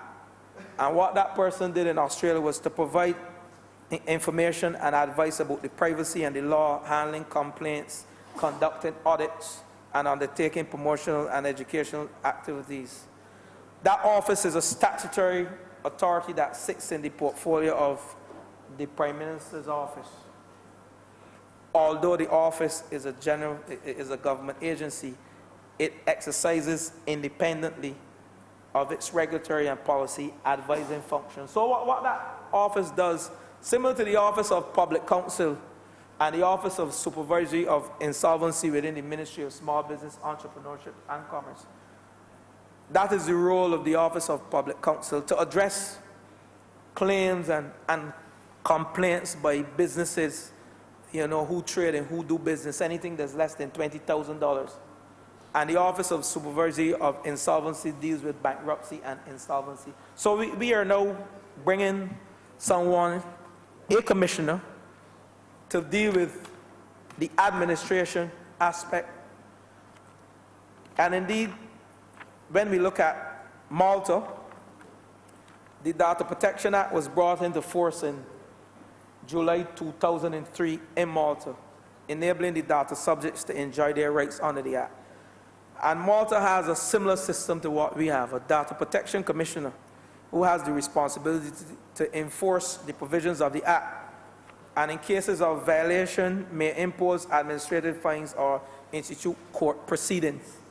And indeed, the appeals process, we will have a data protection tribunal that if you have a data user, you are not satisfied with the ruling of the commissioner, who indeed, when you appeal, the appeals process goes, any person who feels aggrieved by a decision made by the Data Protection Commissioner shall have the right to appeal in writing to the Data Protection Appeals Tribunal.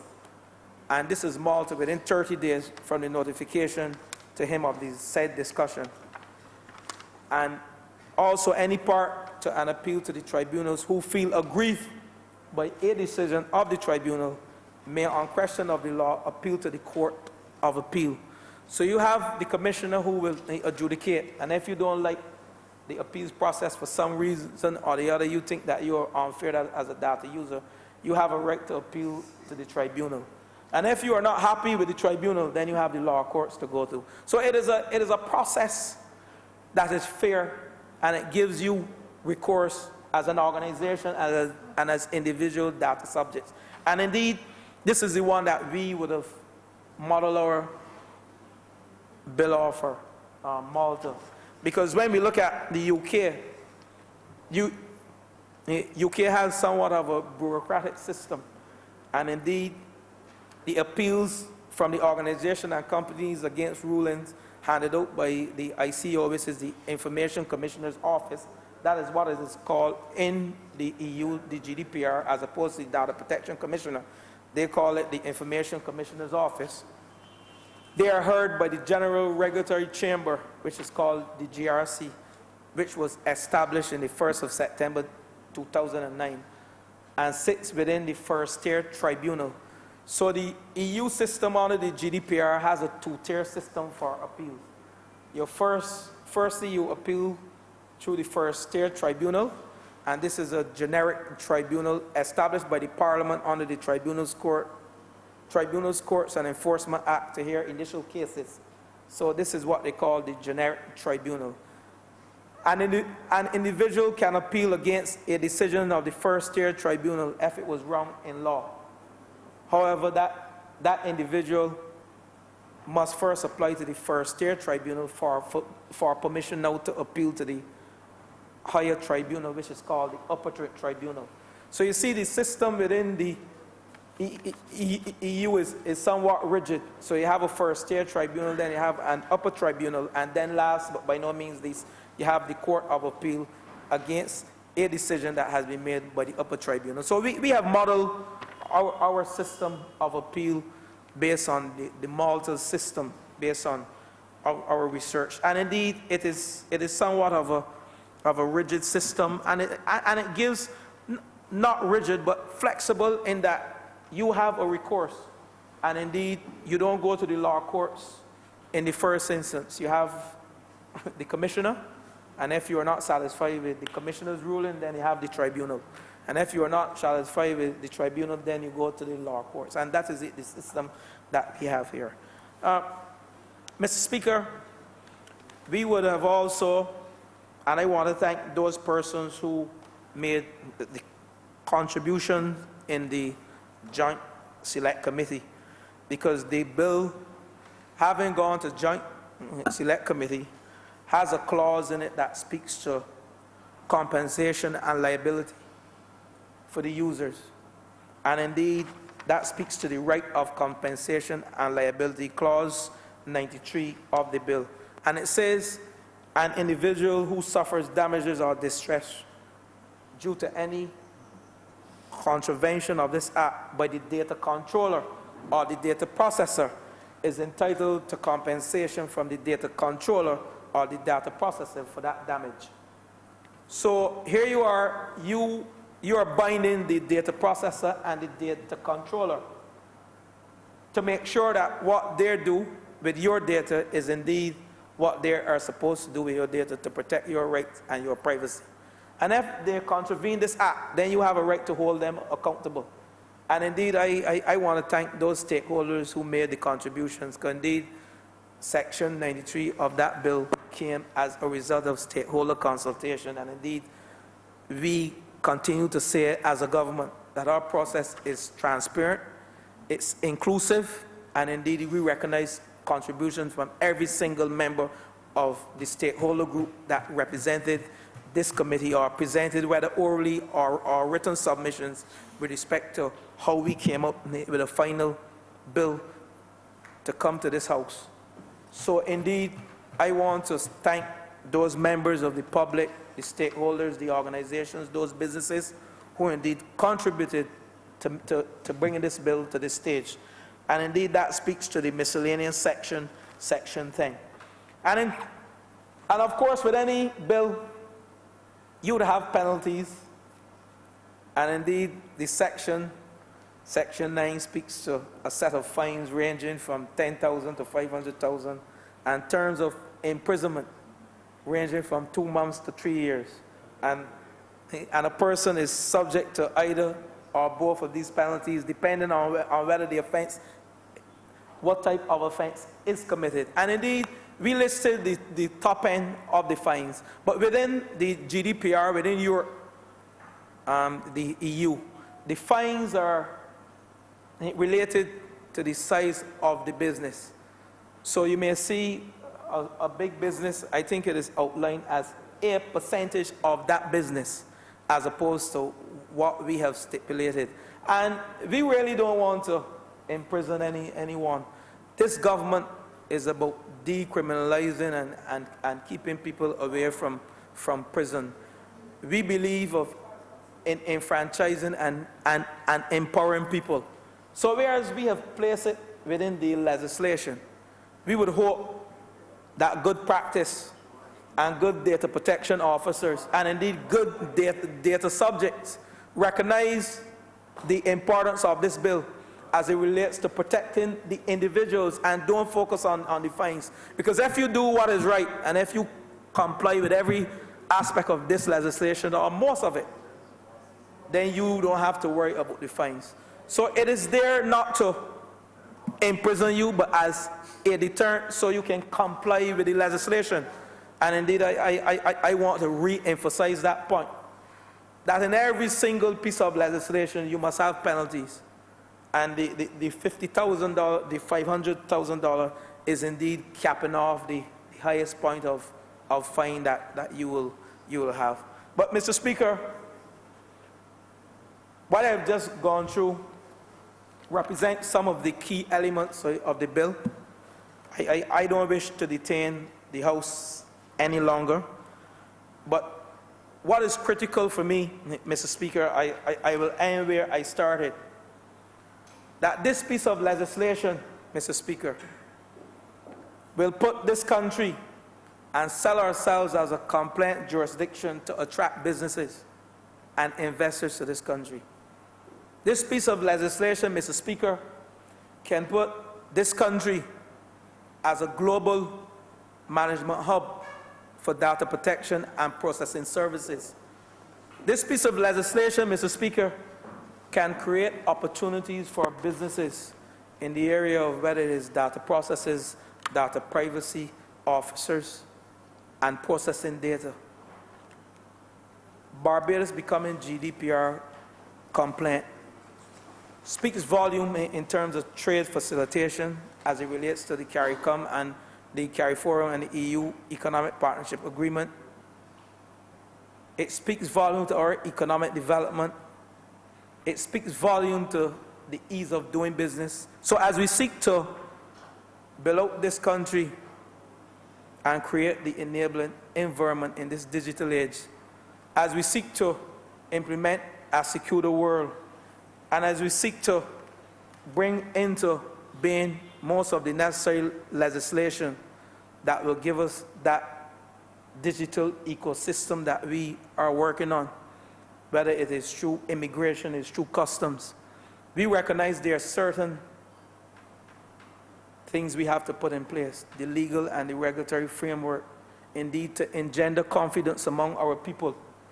And I think that is the most fundamental aspect. Our citizens must feel confident that when this bill is enacted, that they are indeed protected, their data, the rights to their privacy, and the organizations indeed will become more efficient as they gather data and they use data. So this is something that really will put Barbados on the map. And indeed, for me, and for us as a Labour Party, and for this government, we are just carrying on what we started back in 1994 as a Labour Party to digitize Barbados, because we recognize with digitizing Barbados, it drives our costs down, cost of operation down. We recognize by digitizing Barbados, Mr. Speaker, what it does for us is to give us that global reach. What it does for us is to make sure that the 166 square miles is not seen as our playground, as our only area for doing business. What it does for us is to allow businesses internationally to recognize that we, as a small country, are indeed a force to be reckoned with, and we can again punch above our weight. Mr. Speaker, I'm obliged to you. Mr. Speaker, I now beg that this bill be read a second time.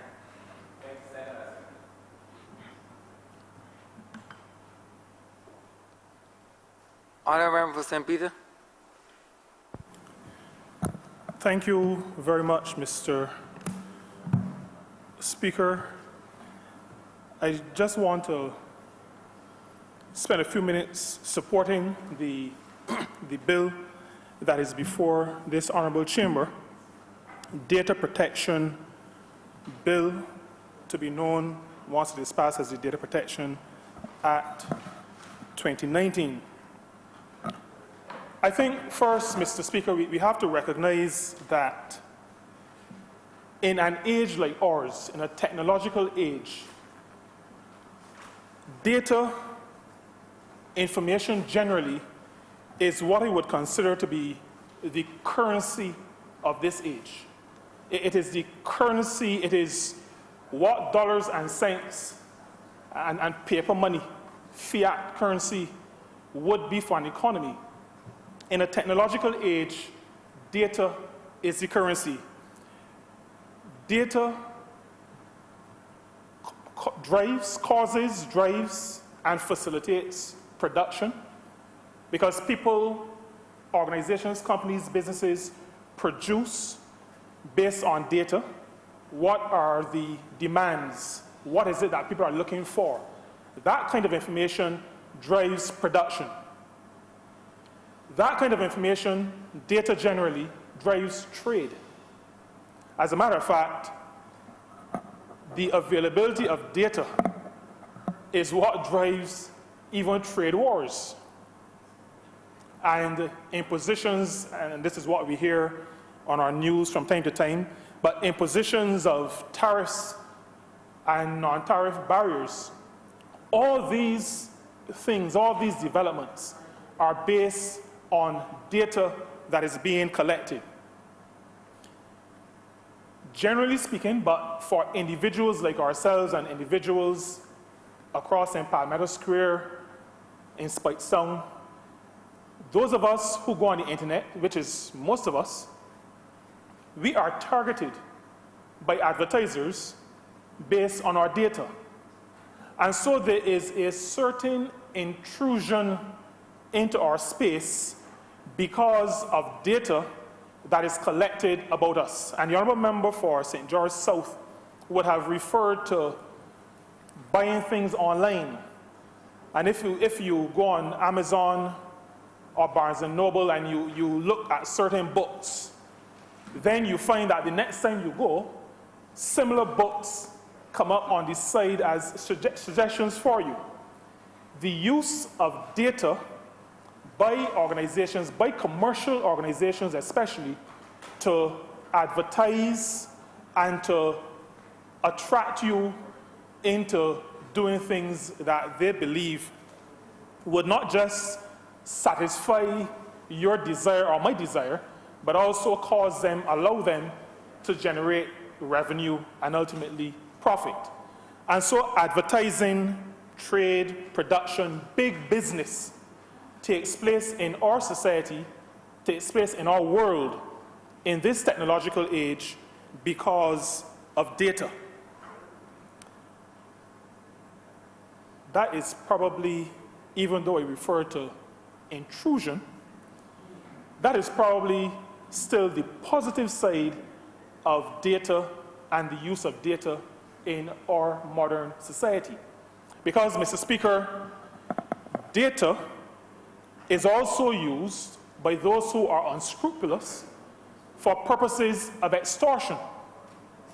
And so if there is information about, well, I almost said you, but only because I have to address the speaker in this chamber, but if there is information about a person, and that information is not necessarily seen as positive information, then the person can be approached and somebody can say, well, I have some data on you. And either you give me some money or I will distribute this data. So that this technological world, a data-driven world, also drives the unscrupulous aspects of the world in which we live. And so, on the positive side, which I refer to as things including targeted advertising, as well as the negative side, which includes extortion and other attempts to cause people to do things that they would not ordinarily want to do. These developments in a modern society necessitate the requirement for having safeguards for the information and the data that all of us generate. There needs to be safeguards for the information that we generate. Data has value, and I want to speak maybe just a little bit here as an accountant. I spoke to data being the currency of this technological era. Data has value. And I want to suggest to this chamber, Mr. Speaker, that if I am generating something of value, then I need to have some control over it. I also need to have some say in how it is used. And the modern world in which we live saw things of value as things. So that maybe I own land, or I own a bicycle, or I own a car, or I own a donkey cart, or I own a house. Those are things of value. And in a pre-high-tech environment and society, legislation sought to protect us from having those things taken away from us, because those were the things that were seen as objects of value, so that nobody could, we always talk in the country, I don't know if it happens in St. Michael's Central, but people moving a landmark, building the fence or putting the paling just over on my side, and Honourable member, in the constituencies of St. Michael, they are so close that will happen all of the time. All the time. There's no Okay. expanse of land as in the country, you see? It is synonymous with St. Michael constituencies rather than constituencies suburban, you see? Okay. And so in the St. Michael constituencies, I believe the legislators of previous times, especially those from St. Michael constituencies, would have sought to put in place legislation that would have protected those who owned property, including land, from having that property taken away from them. Laws would have seen things of value in that context. I join with the Honourable Member for St. George South to indicate to the Chamber, to indicate to the country, to indicate to all of us something that maybe we already know, and that is we have moved into an era where things of value are no longer only material things, and data falls into that category. Data is not something you can put necessarily in a box unless you document it and print out paper. It is something that you may not be able to handle and touch. But I want to suggest and to submit to this chamber that it is a thing, a commodity that has value, intrinsic value, and value that will allow others to be able to benefit from it. And so I support this data protection bill because the bill at its core recognizes that data is a thing of value. Now, over and above the matter of value, and even though I spoke to it first before what I'm going to say next, I am not using that as the main reason why we should have the bill. Because I strongly believe that if I have something of value, then I ought to be benefiting from that thing of value and not somebody else benefiting at my expense. But there is a matter of privacy. And I think that the whole issue of privacy is one that we have to do more than pay lip service to. As individuals, we have a right to be able to determine what information goes to the public, what information is available in whatever area it is available, and what information I would want to keep private to myself, to my household, to my immediate family. There is a responsibility that a state, in my view, has to a person, an individual, a citizen, a resident, an immigrant. There is an obligation to respect the privacy of individuals. Because at the end of the day, Mr. Speaker, individuals are persons with feelings. In spite of what we see around us, most of us have what we refer to as shame, colloquially. There are things about us that we seek to either guard or safeguard. And often we do that to protect ourselves from not just intrusion, but what could end up being abuse. Psychological abuse, physical abuse, all other types of abuse. And so there are things about every one of us, including those who are in high ecclesiastical office, that we may not want others to know. As a matter of fact, those of us who operate in that space often tell those who may approach us that there are certain things that you share only with God. Because there are things about all of us. Well, I say that, I hear the Honourable Member for St. Michael's South sniggering behind me, but maybe I should remind him that the scripture in which I believe says to me and to all of us that all have sinned. And while I am not referring to data only as sin, I'm saying that there are things about us that we would want to keep private, that we would not want everyone to know.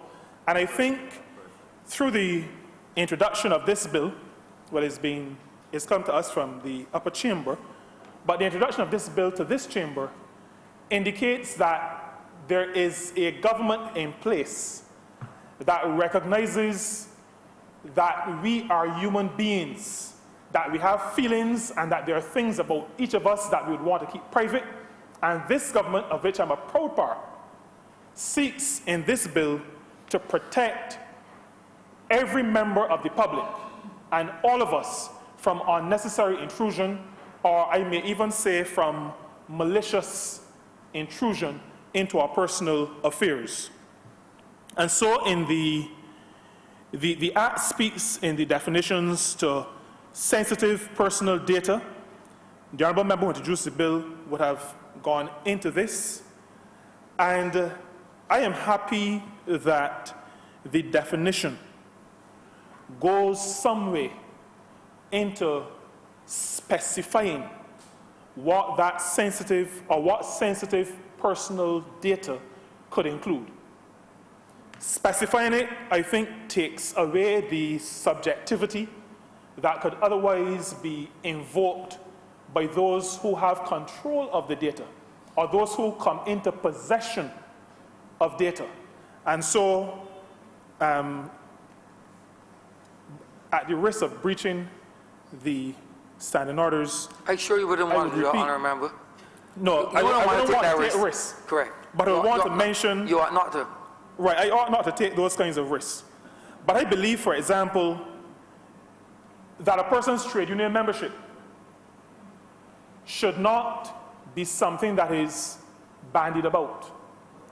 And the country has, in the past, sought to protect, and I remember when the National Insurance Department, for example, this is not trade union membership, but this is personal information. I remember a time when an employer could write to or contact the National Insurance Department and get information from that department on payments made to employees.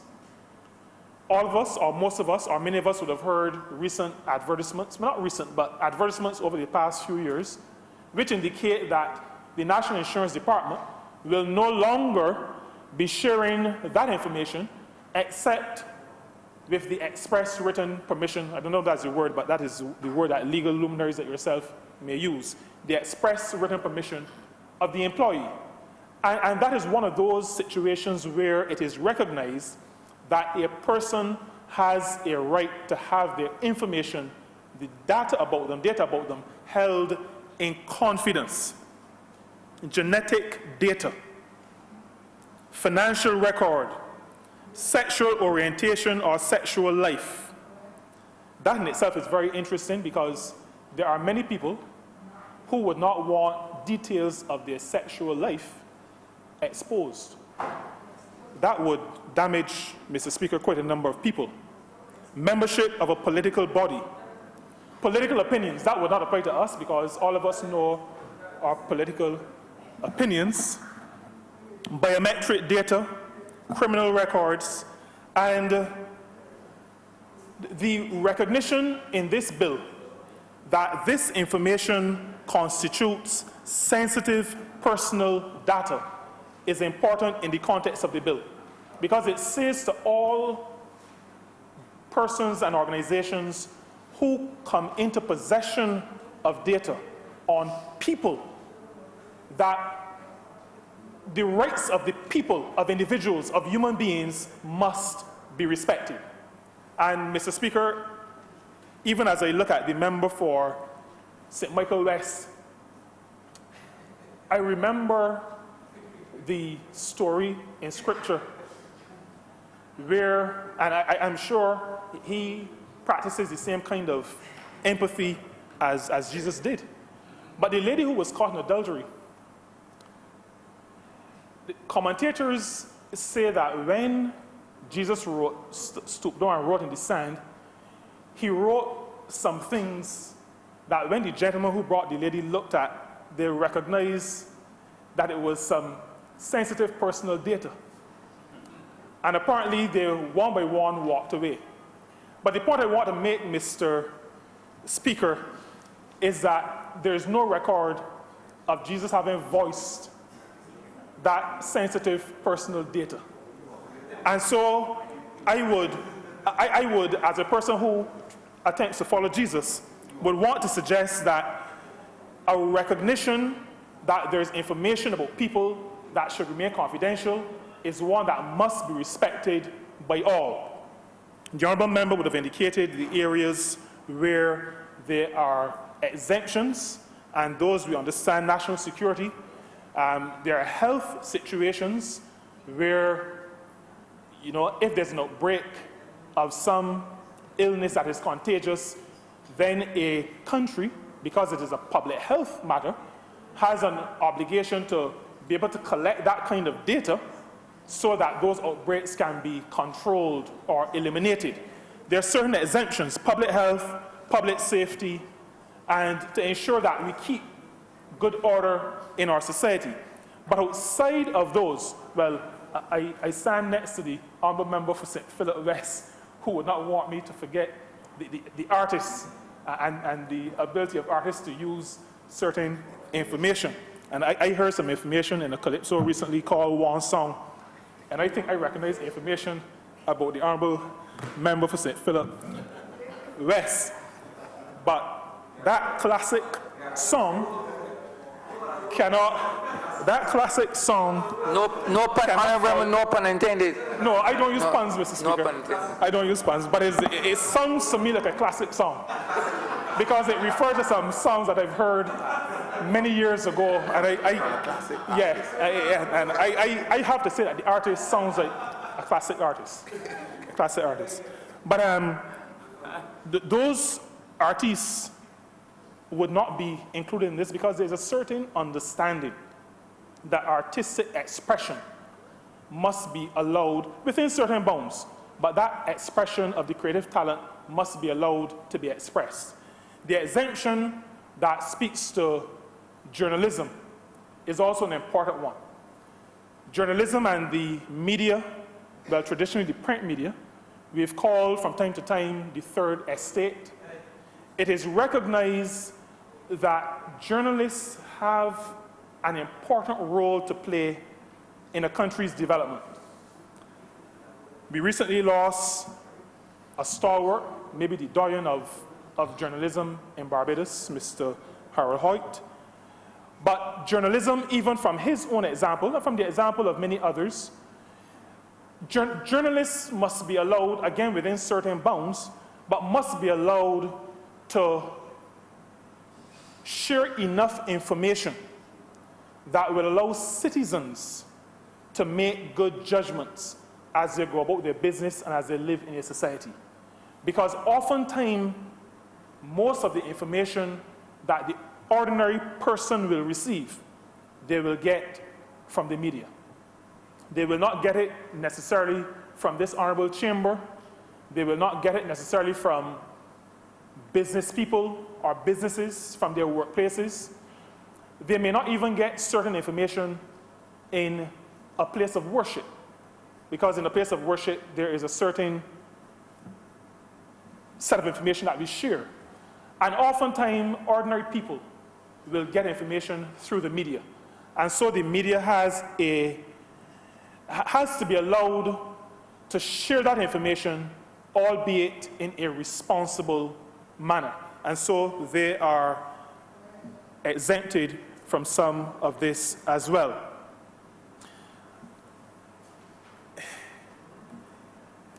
The wording, Mr. Speaker, of this bill, I think, shares with the public some concepts, some ideas, some principles that ought to be followed, not just as it relates to the bill before us today, but principles that should be followed by people generally as we live our lives. So that, for example, one of the principles of processing personal data is that it must be lawful. We live in a society where two things are happening. One is that there are some people who are disregarding the law completely, just totally disregarding the law. And it is often said that one of those categories of persons are some of those who are responsible for driving or working on privately owned public service vehicles, minibuses and ZRs, flouting the law. Not all of them, but some of them, too many of them. But there's also, in the area of law, situations where people are taking the law into their own hands. And so the concept, the principle mentioned in this bill of lawfulness is one that we need to share with our people, one that we need to have instilled in our own minds, in our own psyches. Whatever we do as a people, whether in this chamber or outside of this chamber, must be lawful. We must adhere to the law. The other concept is the concept of fairness. And this is one, Mr. Speaker, that we speak to so often. But so often it seems as though people are not understanding this matter of fairness. We treat the people, we have to be fair in our dealings with people so that members of parliament have to be fair to their constituents, constituents have to be fair to their members of parliament, workers have to be fair to their employers, employers have to be fair to their workers, children have to be fair to their parents, parents should be fair to their children. The idea of fairness is what underpins a society. And so in this bill, but way beyond this bill, a principle of handling my data must be a principle of fairness. My information must be handled in a fair way. It must be fair. It must respect the fact that I'm a human being, that I have feelings, I have opinions, and I have to be treated in a fair manner. There's also the concept of transparency. And transparency, Mr. Speaker, is if a person were making an assessment of this government's performance over the past 14 months, transparency would be one of the terms that they would use. Transparency because we believe that people must be included, that we must share information with people. I had a meeting just yesterday morning, Mr. Speaker, and one of the participants in that meeting referred to how we, but especially our Prime Minister, the Honourable Member for St. Michael Northeast, interacts with the social partnership. And the amount of and the kind of information that she shares as chair of the social partnership. The transparency with which the government headed by her deals with the partners in our social construct. And that person in that meeting yesterday was amazed that we would be so transparent in our dealings with our partners, not holding back information, but sharing information. As it relates to data, manipulating, dealing with, however we are handling data, people's personal data, it must be done with a degree of transparency. In other words, no hidden agendas. We're not coming into possession of data for the sake of trying to extort anybody, but handling data transparently. There's also the principle of the purpose with which we deal with the data. It must be specific, it must be explicit. In other words, I need to know what you need my data for. The reasons must be explicit, and the reasons, and we go back to lawful, the reasons must be legitimate. And so, again, I say that these are principles, even though they are explicitly stated in this bill that we're debating today, the Data Protection Bill. These are principles that a country must live by if we are to live in a prosperous but well-ordered society. The information must be adequate, it must be relevant, it must be accurate, and it must be limited to the purpose for which it is being collected. I have a right to know why you want my information, and I have a right to know what you're going to do with my information. So that, Mr. Speaker, when I completed forms that asked me about how much or how little I have in my bank accounts and what vehicle I own, I did all of that because I knew the purpose for which it was going to be used. I put it in a sealed envelope, so I know who has, well, I know who I give it to. I know who has possession of that information. And so, Mr. Speaker, I, like anybody in Mulligan Quarter or Spice Sound or Black Bess, I am comfortable giving the information because I have an idea what the information is going to be used for. And any person in those areas that I just called must, as they give and share the information, know what the information is going to be used for. Organizations have a responsibility to people to use information properly, to use it correctly, and to safeguard people's information. Those organizations could be commercial, that is to say businesses. Those organizations could be civil society organizations. Those organizations could include even churches. All organizations that have information provided by people, all of those organizations have a responsibility to handle that information properly, handle it correctly, handle it appropriately. There are, as the Honourable Member for St. George South indicated, the view that the handling and the safeguarding especially of the information will cause businesses and other organizations to incur additional costs. I believe that it will. I believe that it will. I, however, Mr. Speaker, from a number of perspectives, I stand here as a representative for people in my constituency, the people of St. Peter. I also stand here with a background in accounting and in human resource management. And I say to you, Mr. Speaker, and to this chamber, that when we take the big picture into consideration, then we have to accept that even if there is an additional cost,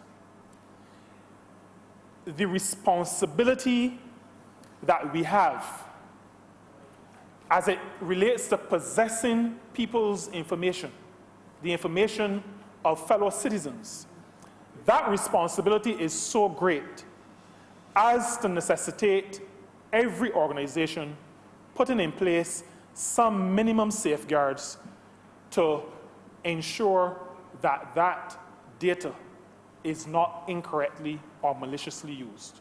And so while it may incur, or probably will incur, or cause businesses to incur some additional cost, I would want that organizations see that cost, well, it is an expense, but as necessary to safeguard people.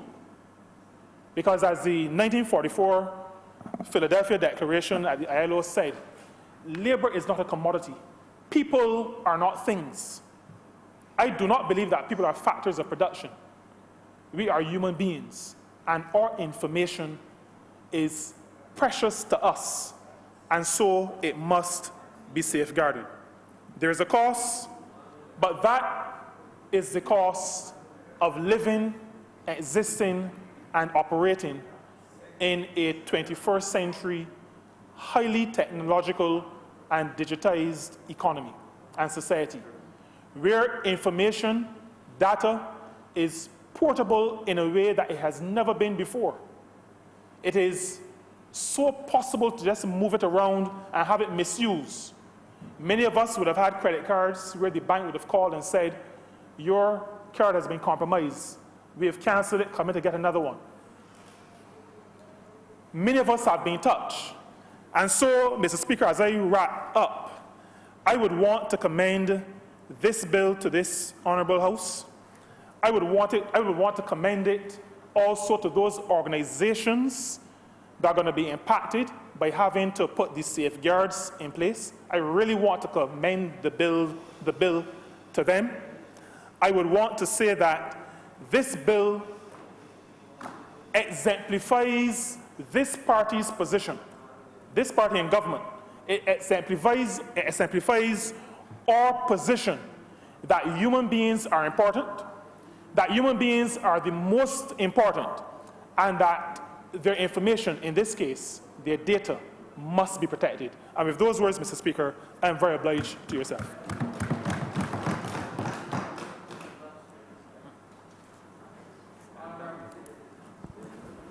Mr. Speaker, I beg to move that the sitting be suspended for lunch until 2 p.m.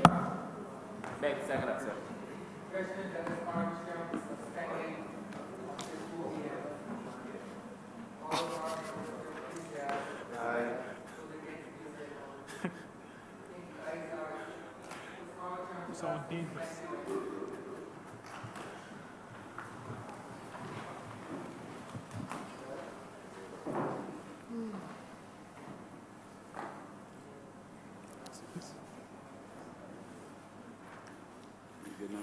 Last week, when I said